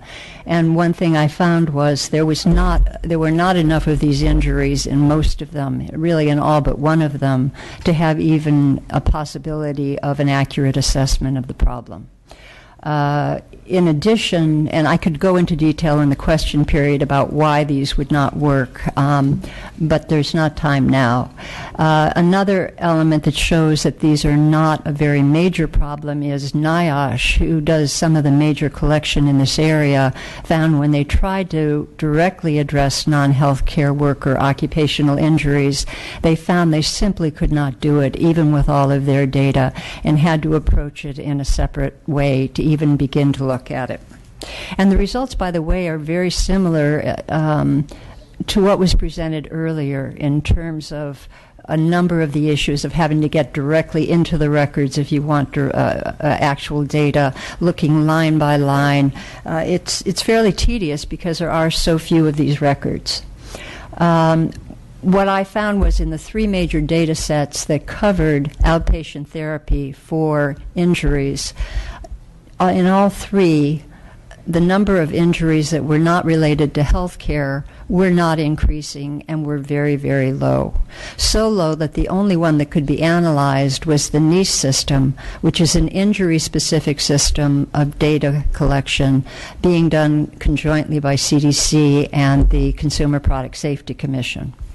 And looking at those data with the help of the folks at NICE, what I found was that, number one, the numbers were still very, very low. We couldn't do any subset analyses because they were so low. If you look from the year 2001 to 2008, which is the latest data we had, there were approximately between 2,000 and 3,000 cases across the entire country each year for the entire time period. You'll see the final 2 time periods had so few cases that we could not get a solid estimate. So the numbers are very low. Now, these, by the way, are cases that present to U.S. emergency departments. I also looked on data that looked at outpatient clinics, and those were so slow they actually stopped collecting the data because it was just hopeless to even think it could be analyzed. I then looked at the medical literature to see how many cases have ever been reported of bloodborne pathogen infections associated with non-healthcare worker needle stick injury, and realized those are very different. The risk association is very, very different. And what I found was, again, the 3 major pathogens of concern are hepatitis B virus, hepatitis C virus, and HIV. And what I found was worldwide, any reports I could find, maybe I missed 1 or 2 somewhere somehow, but there were 3 that I could find of seroconversion after hepatitis B needle stick injury. None of those were in the U.S. I could find 3 reported cases of seroconversion to hepatitis C worldwide. None were in the U.S. And I could not find a single case of HIV. So the question arises, why is that? We know we get, not a lot, but we do get some cases of infection in healthcare workers. We're not seeing that in the non-healthcare worker setting. Well, I don't have a whole lot of time, and I will go into as much detail as I can about the answer to that question. But given the limitation, I wanted to go to my bottom line and then go into that. And now I'm putting on my public health hat of what I perceive as being ways to deal with the risks that sanitation workers are facing right now. And what I want to point out is all of us U.S. citizens can have these infections. It is very prevalent, and that's true no matter what your employment is. And the majority of people who have hepatitis C and HIV are not aware they have it. And that is true whether you've had a needle stick injury or no matter how you're employed.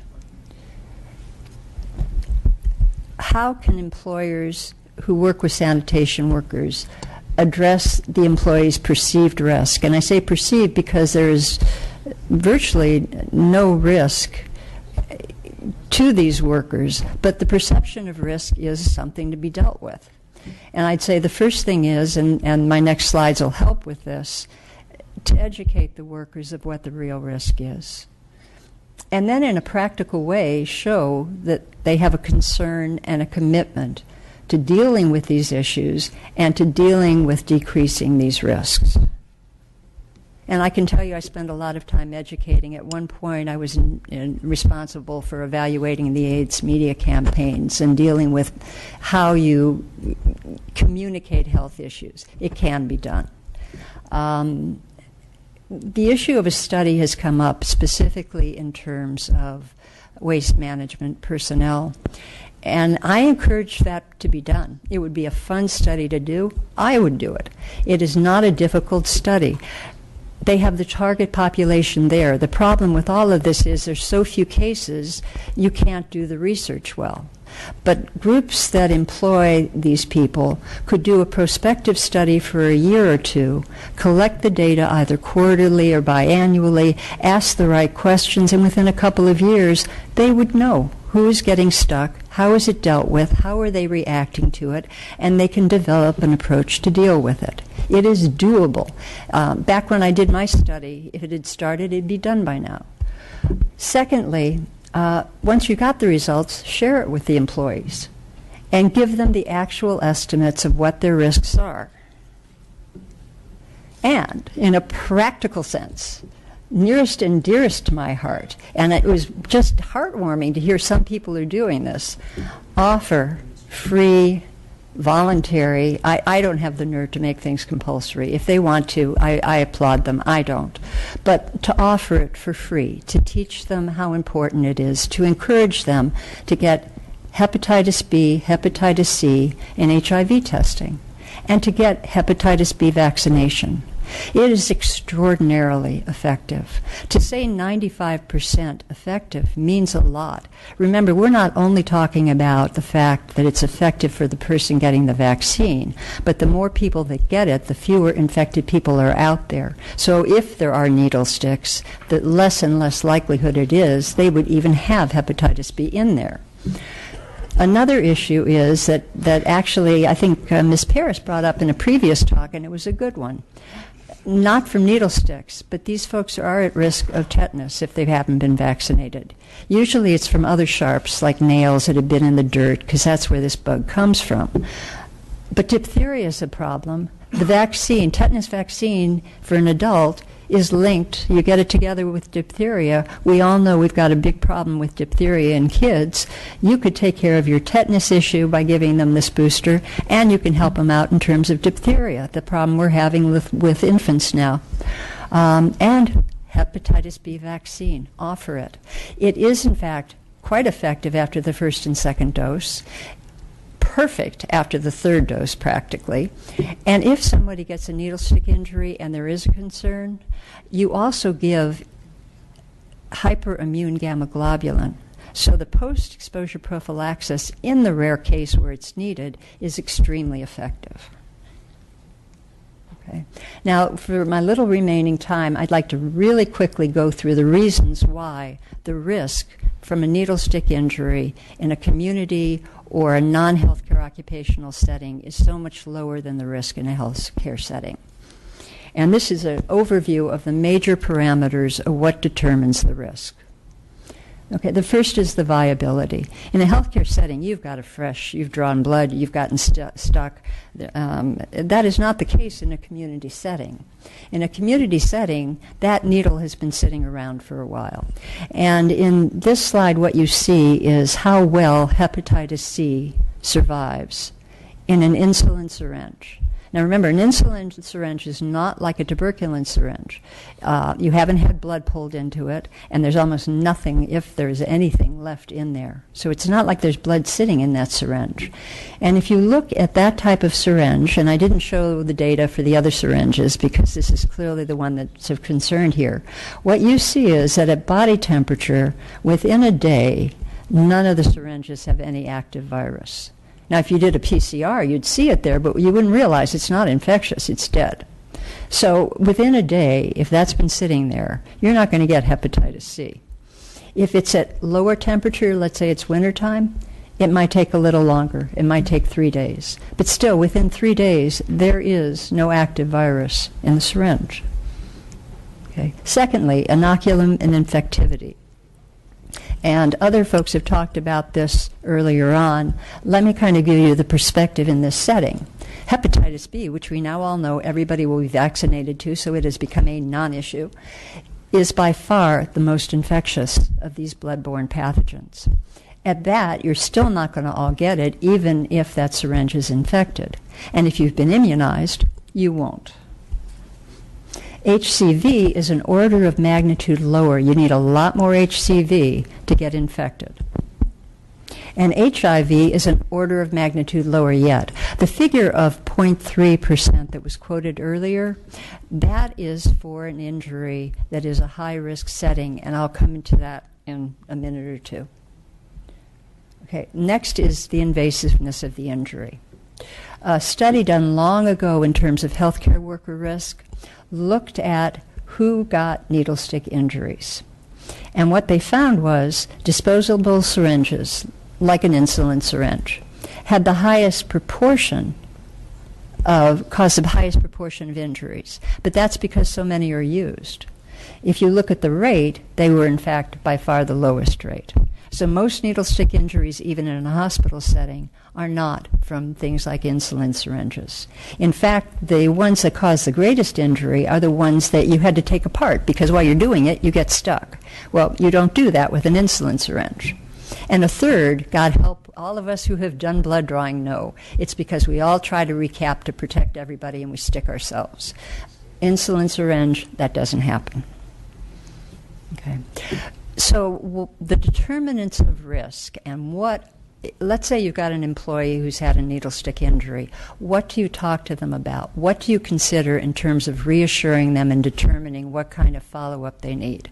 Well, the first is, what kind engaged needle was it? An insulin syringe is a very tiny needle. The smaller the needle, the less the risk. Of the people in healthcare who have gotten infected, it is a big sucker. And it has been, next, has it been in the bloodstream? Because that's where it picks up the blood and the pathogens. Insulin syringe does not go into the bloodstream. Next, is there visible blood there? You're going to be hard-pressed to find visible blood on an insulin syringe because there's nothing left in there. How deep was the injury?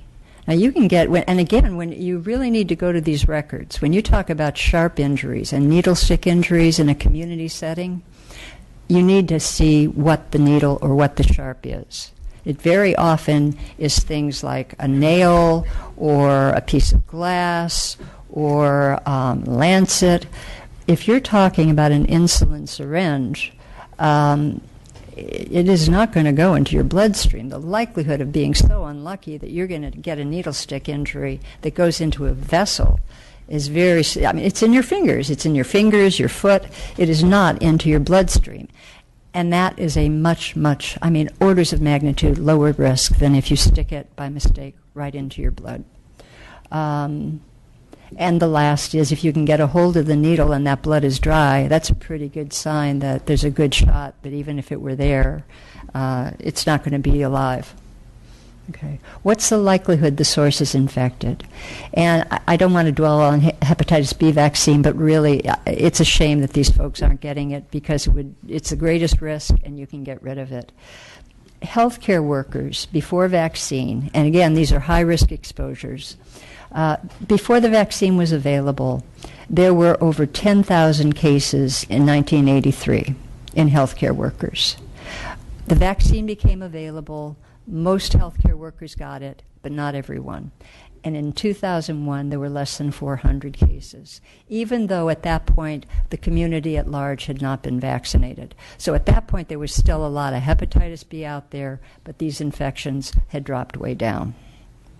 And you can see that in this curve. When hepatitis B vaccine became available and it started being used, the rate of infection in the entire population dropped like a rock. Okay. Next, and I'm sure everybody has heard this on the news, and if you read the New England Journal, second to HIV, heart therapy, multi-drug therapy for HIV. This, in my lifetime, has been the second big revolution in infectious diseases. HCV is now a curable disease. The cost is outrageous right now, but every other week a new drug is coming on the market, and that will, within the next few years, it should drive down that cost incredibly. So the idea of screening these employees for hepatitis C, again, not because it's the needle stick that might put them at risk, but we're all at risk of hepatitis C. And if you screen them, the current recommendation by CDC for both HIV and HCV is begin therapy immediately. So if we care about these workers, hepatitis C screening, HIV screening, forget about worrying about the needle stick injuries one way or another. It would really contribute to their health. And I think you can convince them to do it if you explain it right, at least most of them. Okay, HIV, I've basically covered the fact that there are infected people out there. Most of us who have it, half of us, if we're infected, are unaware of it. And to test them and screen them means they can get therapy, in which case it's become a chronic disease in most cases. It doesn't have the stigma that it used to have. And therapy has become much, much more available. And I just want to again point out, I'm not saying anything that is not being recommended already. The recommendation is HCV testing should be done for all of us born between 1945 and 65. And if employers are concerned, everybody is allowed to be tested. There's no reason not to test. And the U.S. Prevention Service Task Force recommends HIV screening for everyone between 15 and 65. So these employers could give the employees things that are recommended. And lastly, again, the immune status of the host. Have they received hepatitis B vaccine? Were they previously infected? If they were, exposure, again, is not an issue. And that's it, actually. Those were in case anybody had questions. So I'm done. Great. Thank you very much.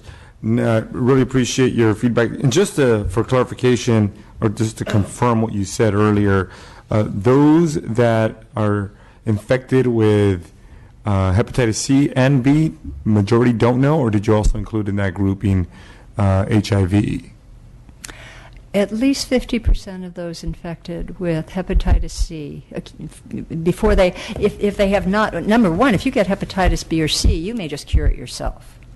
Of those that don't, some will go on to have liver disease.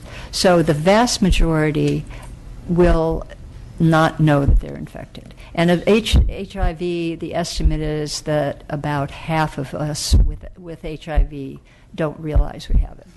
Wow, that's incredible. I've never heard that statistic before, but I believe you. Well, and realize these are estimates based on modeling done by CDC people. Right. No, I understand. Thank you so much. Really appreciate your presentation. And now we'll move forward with Carl Ward, Vice President. Oh, I'm sorry, Assemblymember Stone. Yeah, no, you go ahead, Mr. Stone. Okay. So I'm just sort of struck by apples and oranges here because I look through your study and you are talking about ERs and you're looking nationwide. Have you looked at all at the workers' comp system here in California? I have spoken with and initially tried to look at the Department of Labor data because that's national data. And there were major problems analyzing with those data. For one thing, you have to be out of work for more than a day, and very much actually what he was speaking about. It was kind of reassuring to find that we were finding the same things. The coding is done in a very different way, so the only way to get at those data would be to get to the actual records, and which I couldn't do with the Department of Labor. And I have not looked at California data. Okay, because the testimony earlier today did talk about and showed pretty graphically some information about the amount of needles that are in the waste stream and moving through. And so when you're looking at ERs, but you're not taking into account the workers' comp system, visits to doctors, visits to a workers' comp doctor, as would be requested by somebody stuck in that environment, then Yeah. to me, you're not looking at the data that would be helpful to this inquiry. Well, actually, that's not the case. And actually, what you've brought up is apples, oranges, and peaches. If you're looking at the needles that are in the system, that would be totally separate from needle stick injuries. And it's an interesting question, and you would approach that. Why is that different from the needle stick? Because what we're talking about are the needles that are on the lines at the MRFs and being transported in the waste recovery systems where the sticks happen. Correct. So what you're asking is, how many needles are there in the various settings? No. What I'm asking is, did you look at needle stick injuries that were reported from that are sort of non-healthcare industries, like the sanitation workers, MRF systems, and all of that are reported through the workers' comp system? I have looked at healthcare worker. When the NICE data I showed you and the NCHS data sets, I did. But that was all ER. No, that was not. One of the NCHS data sets were outpatient facilities, representative house outpatient facilities throughout the U.S. Another one was, the two other ones were emergency departments. So you get private docs' offices, clinics, outpatient facilities in one data set. There was so little there that was the one where they stopped after collecting it for several years. They stopped collecting it. The one with the most data was the emergency department system that was being collected specifically for injuries and not all illnesses. Now, I think the other issue you were bringing up, and it's an important one, is what about the people who may have an injury and not seek care anywhere? Mm-hmm. And that's where I think the ideal people to look at that would be, and not using necessarily the comp system, because I think what you're saying is, and it's a reasonable question, is as close as we can we get to all injuries? And that's where doing a prospective study would be the only way to do that. Right, but that's what we're hearing testimony about today from the folks who are actually on the lines and supervising people on the lines. But the data they've presented does not answer your question.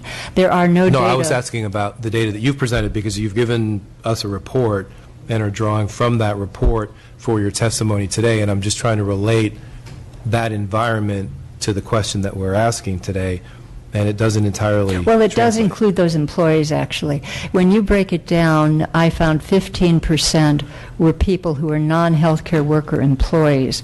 What I could not sort out from the data there was whether they were Actually, that's not quite true. Of those, the majority were hotel workers, motel workers who were cleaning. That was the predominant group. Now realize these numbers are very small, but the predominant group were people who stepped on a needle in a setting, in an area where maybe IV drug users had been, people working in hotels. I counted the paramedics as being healthcare workers, so they were off to the healthcare side. I don't recall seeing any that were sanitation workers. But I think that's more because that would not have been coded in that line per se. All it would have said was workman comp. Right, and that's the data that we're really trying to get at, because we have testimony, plenty of testimony about needle sticks and about that environment that lends to needle sticks. But well, actually, these are the data I presented are the only national data on the non-healthcare worker needle stick injuries. And the problem, again, is there are so few that are specifically coded as being sanitation, that a prospective study would really get at your question best. Right, but I think we have the information here, and I also worry that I'm actually looking forward to hearing from the industry about some actual solutions, because so far just having taxpayers bear the burden, or having the individual employee bear the burden of getting screened, or having the getting Hep C. I think it would be shameful to have the employees have to pay. Well, I think that a responsibility of the employer would be to provide that. True, to some extent, but why not the manufacturer? Why is it that we're always pushing the responsibility for the cost down the line when there are other mechanisms to prevent the needle sticks? If we had a system where we were collecting needles more efficiently in a way that didn't lend to needle sticks. When I presented what I thought employers could do for employees, I prefaced that with totally aside from the needle stick injury issue. I think the risk from a needle stick injury of a bloodborne pathogen is theoretical at best.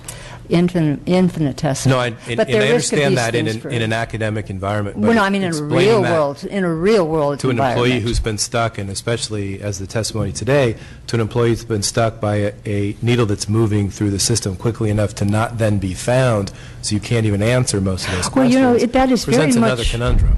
I'm sorry. Go ahead.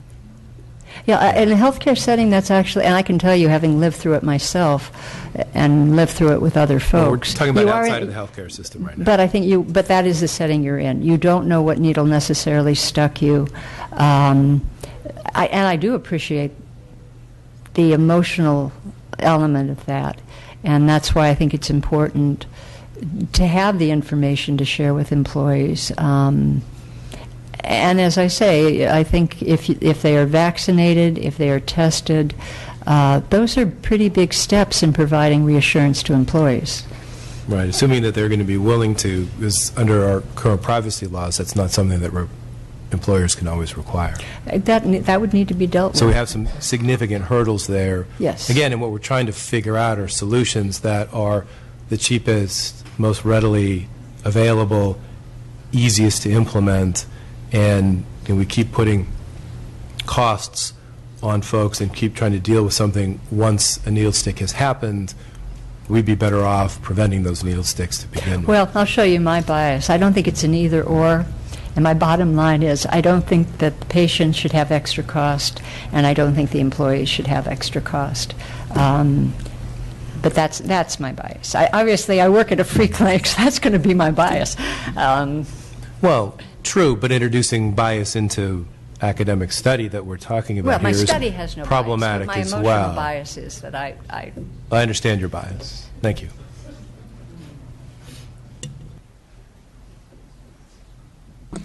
Okay, well, our last witness is Carl Ward, Vice President of U.S. Diabetes Care with Becton Dickinson. Go. Thank you very much. My name is Carl Ward. As I was introduced, and I'm responsible for business here in the U.S. And some brief comments with regards to BD in general. BD is a global medical company that partners with our customers and key stakeholders to address many of the world's most pressing and evolving health needs. We make innovative solutions that are focused on improving drug delivery. So that we're clear, we're not the insulin companies. Those are pharma companies that manufacture the insulin pens, or the companies that make the syringes and pen needles. The company is dedicated to helping all people live healthy lives, and we began our operations here in California in 1959, and today we employ approximately 2,000 people in San Jose, San Diego, and Redlands. We've had a long-standing commitment to helping people with diabetes. As a matter of fact, in 1924, we were the first manufacturer of insulin syringes specifically for diabetics. Back then, you would have to sharpen your insulin syringe, believe it or not, with a whetstone. We've had over 90 years' experience developing innovations that really have progressed the disease state and made it a very, very different experience for people to managing diabetes today, and I'll share some of those this afternoon. The technology of needles that people use for managing diabetes has evolved significantly over the years. To put it into context, in 1985, the average needle was about 16 millimeters, and the gauge was about 27 gauge. So basically think of something that's a large in diameter paper clip, very long. And if you look at a lot of the literature that's out there, as a matter of fact, here's something that is, I think, produced here in California. Californians need your help. And the first picture right on the front is a classical syringe from 1985. It's a good 3 inches or so, 4 inches, and it's a 27 gauge needle. That would go right through a plastic container. But through the advances of BD and all of our research and technology, we've been able to really change the overall experience for patients. So what I brought here today is what is typically used by patients. They'll take a insulin pen and they'll attach a pen needle to it.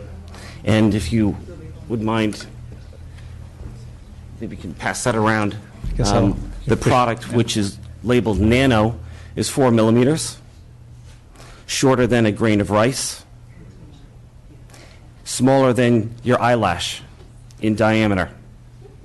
Most people are shocked to see this is what people use today. We've tested that. Officially, I should say, yes, there's permission to use the prop. You can have permission from the chair. We've tested that with rigid containers, and it is impossible to penetrate a container. Also, other advances that we've been able to bring to market.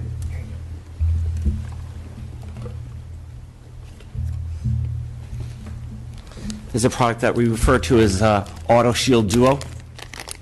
This is the only double-sided safety pen needle. It's attached like this. There's a cover once you pull it off on the top. When the patient injects it into their skin, it's deployed. When you take it out, you can't prick yourself. When you take the back off, it protects the back. It's the only product like this in the world. Maybe you can possibly pass this around, please. So this is a product that has been used successfully in the acute care setting, hospitals, as well as long-term care setting. And this is a product that is going to market in September this year. We've had commitments from the top retailers here in California, and they've accepted it chain-wide.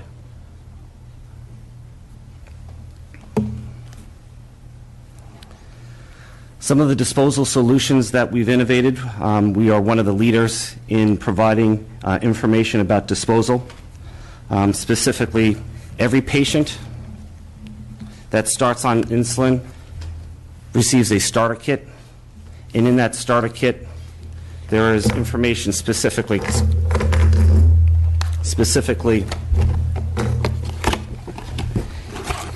in this handout here. There's 8 pages specifically devoted to safe disposal, products that they can use, and places that they can contact specifically on how to dispose of insulin syringes. The #1 manufacturer of insulin today is Lantus, which is the Sanofi company. In their similar starter kit, we've co-authored with them a very similar document that provides information so that everybody knows how to use it. In addition to that, we provide products and coupons for these durable devices. So for patients that start on insulin, they received a starter kit from BD, and they receive a starter kit from Lantus. There's over 1 million of these produced, and there's not 1 million people that start on insulin every year. It's about 500,000 that start every year. So there's more. They receive this piece of information 2 times when they start. Other pieces of information that we provide, we have every box that we produce has this pamphlet right on the front. It talks about safe disposal as well as options for patients. So every single box that they open, they're being educated to do something about safe disposal. In addition to that, we've had successful partnerships working with other states. So here's an example of a brochure from New Hampshire, where we partnered with New Hampshire as well as some of the retailers on providing education information on safe disposal in New Hampshire. Here's another brochure from Maine. Again, you can see the retailers' logos there as well, and BD's logo, where we provided information about safe disposal. So it goes back to what has been said before, which is it's an education opportunity. It's not just a one solution. And so the folks up in Maine and New Hampshire have had success implementing these programs in partnership with BD as well as in partnerships with the retailers.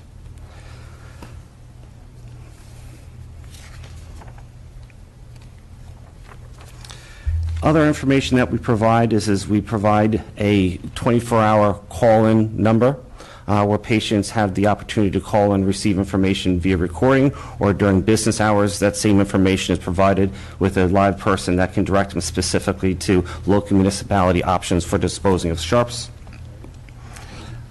We also have provided a kit for people who are the educators of helping people start on insulin therapy.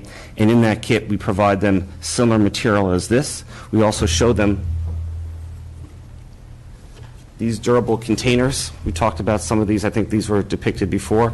I think this is what was mentioned before. This is a container that is a mailback. So it has a hazardous label. This is approved by the Postal Service for mailing. And you can see that it is a very, very rigid container that is not at all puncture-proof. We can pass this around, but you can see you can't crush this. I think that the question was asked before about crushing containers. Maybe I can pass this around. Could you pass this around, please? And that can't be crushed. So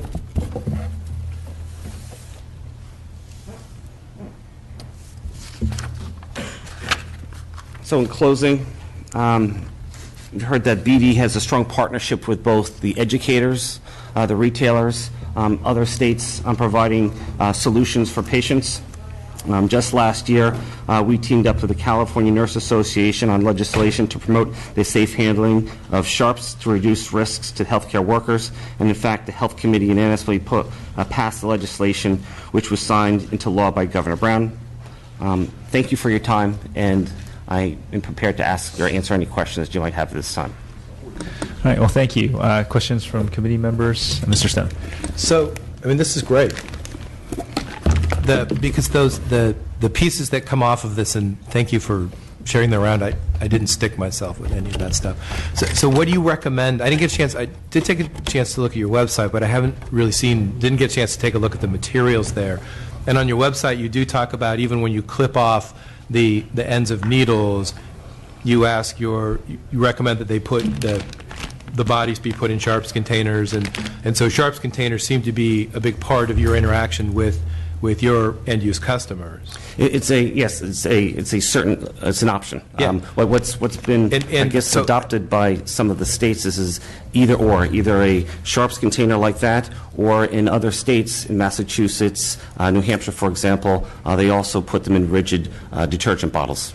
We provided, for example, in working in partnership with them, the pharmacists give these out, which are stickers for the patients to take home so they can mark their detergent bottles. And then what do they do with the detergent bottles? So what they would do is bring it to a disposal facility. So either a recycling center, whatever is the local municipality's ordinances. Okay, and how do those recycling centers then handle what gets brought back? They would either find a recycling company like Waste Management or some other organization that would either recycle it or dispose of it properly.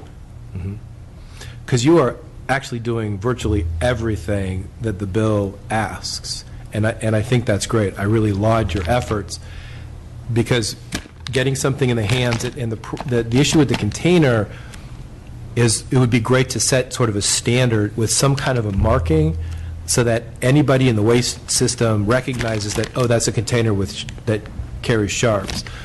The issues that we've been having with the folks who handle, especially recycling and the materials, is they're unconvinced at this point that these would survive the machinery that goes through the sorting lines like you saw earlier. Right. And that's certainly an issue that we need to work on.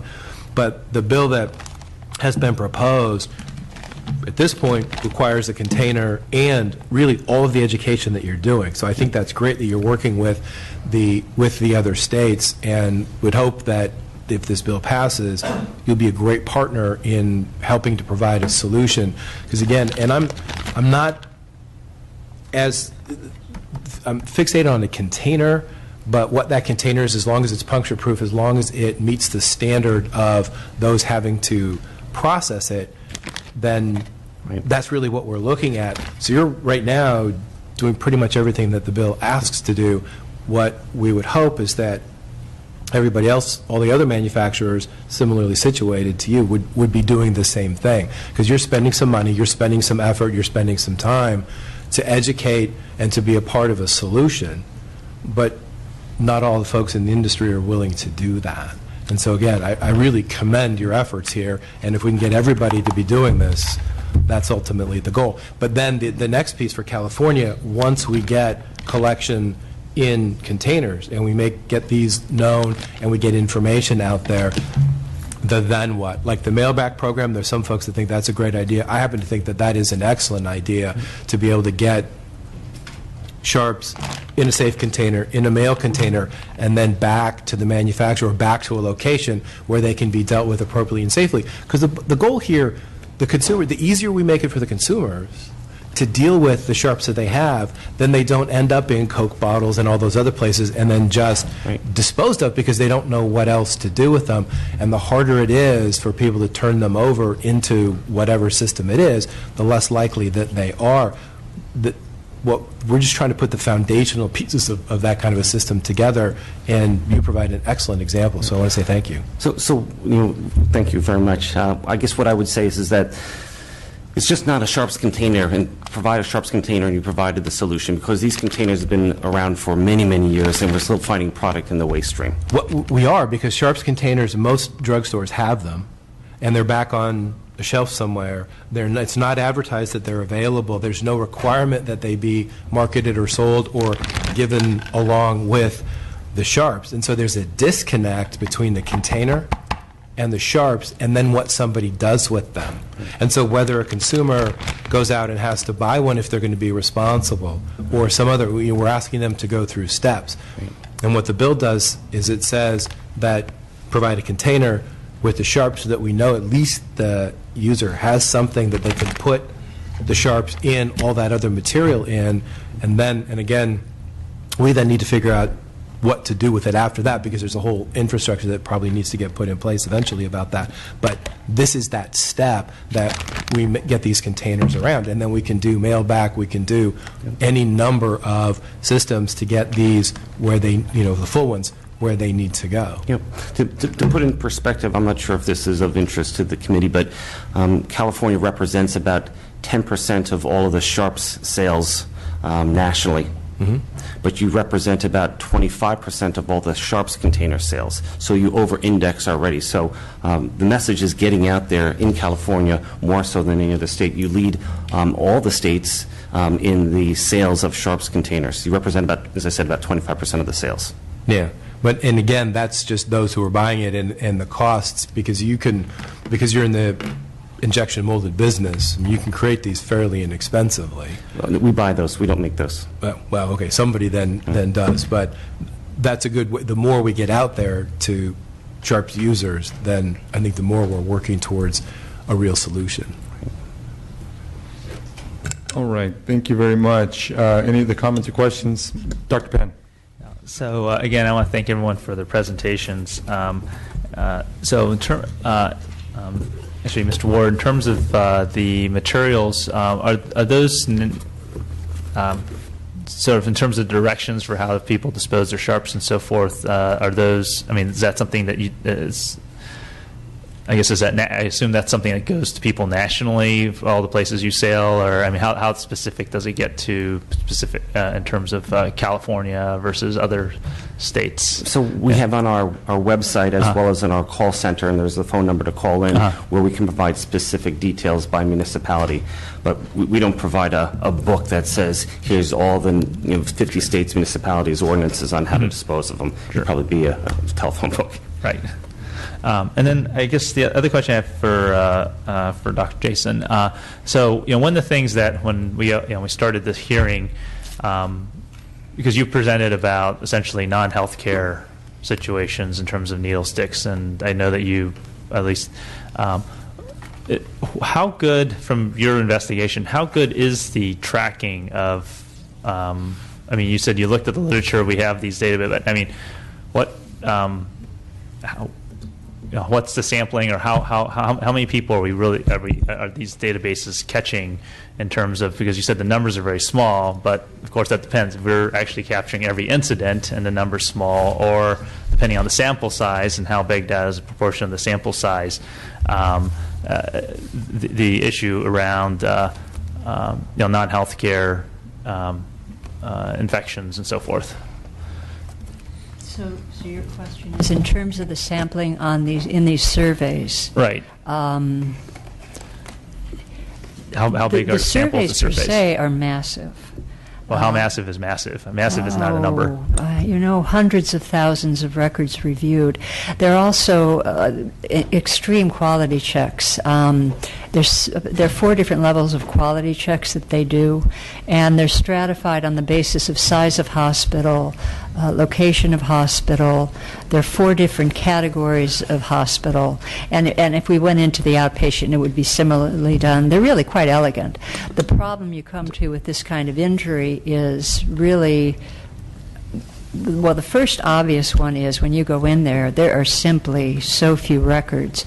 The sampling is based on... This is a sampling of hospital and clinic records? What exactly are they sampling in the database? We're really talking about 3 different data sets. Okay. The 2 from NCHS, they have 2 ongoing surveys, and they sample... they divvy up and at random sample for 4-month periods the various participating hospitals from across the country. At the hospital, they have to do quality checks, and then NCHS sends people out about 4 times a year to go in and do a 10% sampling to make sure of accuracy. So wait, which data set are you referring to? That is the NHAMS and the NHANES. Yeah, exactly. Because you refer to the let's say the NIOSH, because I think that's the one you said was sort of the big one on occupational. Okay, right. NIOSH actually contracts with the NICE. They're using the NICE data set, and NICE does their sampling every week with the participating hospitals. It is about 100,000. I would have to go back and look, but about 100,000, maybe more records per year. So basically, these would be, because of their hospital records, are these hospital? Those are emergency room. Emergency. Okay. So in other words, so basically, if someone isn't showing up to the emergency room, wouldn't be picked up because this is a sampling of emergency room records, correct? Exactly. What's nice, and so what you would see if you went back to my study, when I used NCHS data. They also have the benefit of having a lot more detail in terms of what kind of medical care these people got. So one thing I didn't mention here was I did a cost analysis. And you can get that from the NCHS data. You can't get that from the NICE data. NICE is really, the strength of NICE is that it is injury specific. So you've got a big sample, but you also have targeted that sample solely to injuries. Okay, but again, the source of data is still emergency room records from hospitals. And when you think about it, what you're doing then is biasing toward what people perceive as being well, actually, let me take a step back. The other thing I found when I got into individual records, which you really need to do, is there is miscoding. So if you go in there, 75% of the records, when you actually go down into the descriptive files, it's actually a healthcare worker. And if you didn't get down to the verbiage, you'd never know that. I was fascinated. 15% were actually IV drug users who had managed to get an infection from their illegal drug use, but they were being coded as a needle stick injury. And then you had about 15% were occupational, and then you had people who were walking on a beach or doing things like that.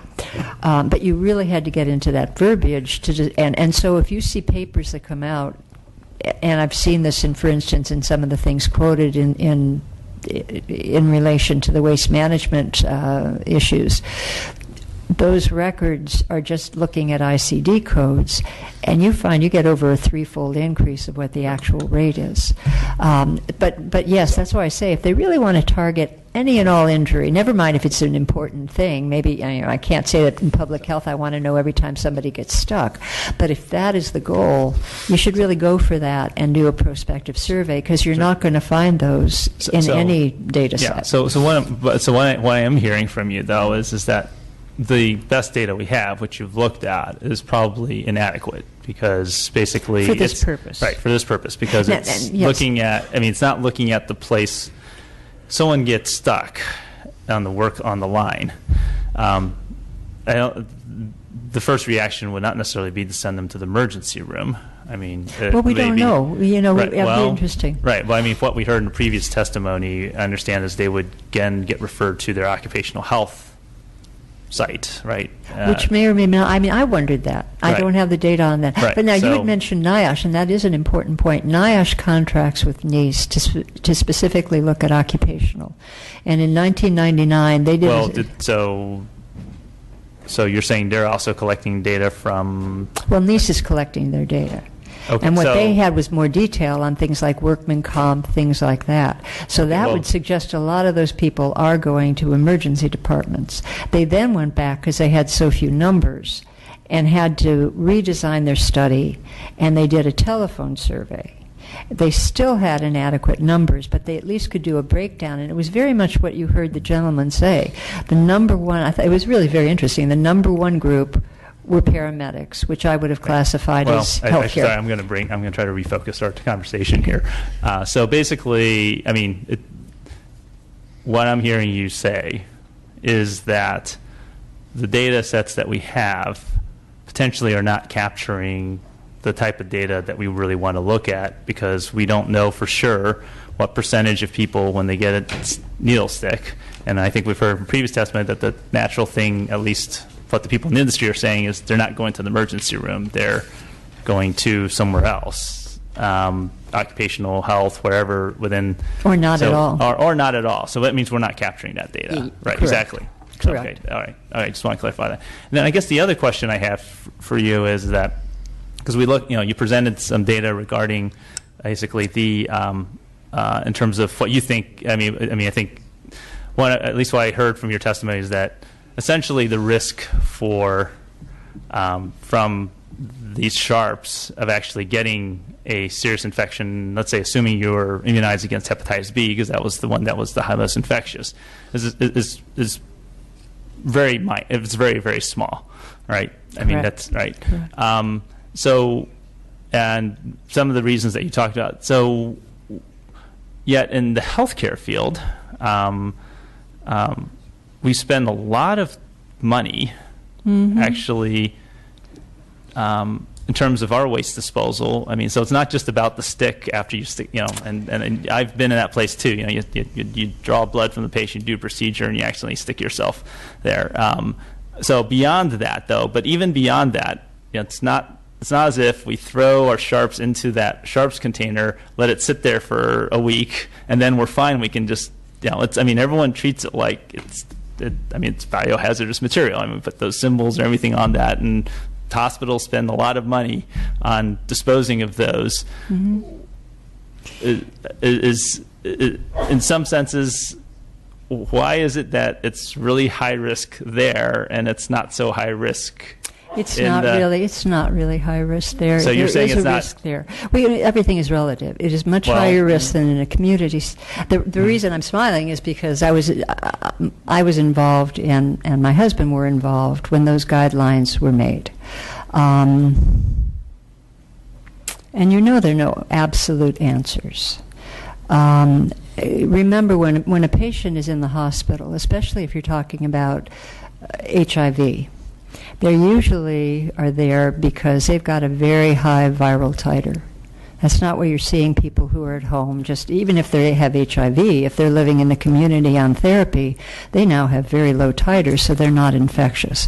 What you get in the setting where people become very frightened is if they're getting infected and they know it's an HIV patient who's there and they've got end-stage disease.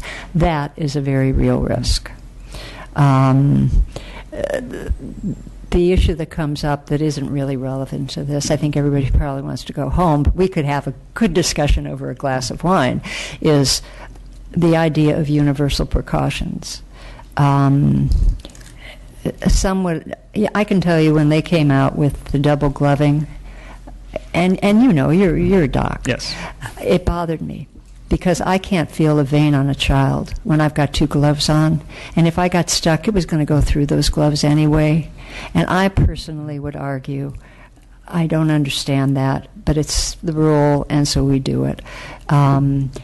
We all know not everything in life is logical. All right. Okay, any other comments or questions? I think you really helped sum up a lot of the realities that we're facing, and in terms of where our data set is, where we're tracking information, and where we have opportunities to maybe to draw more specific information related to the downstream waste workers and how they're being impacted.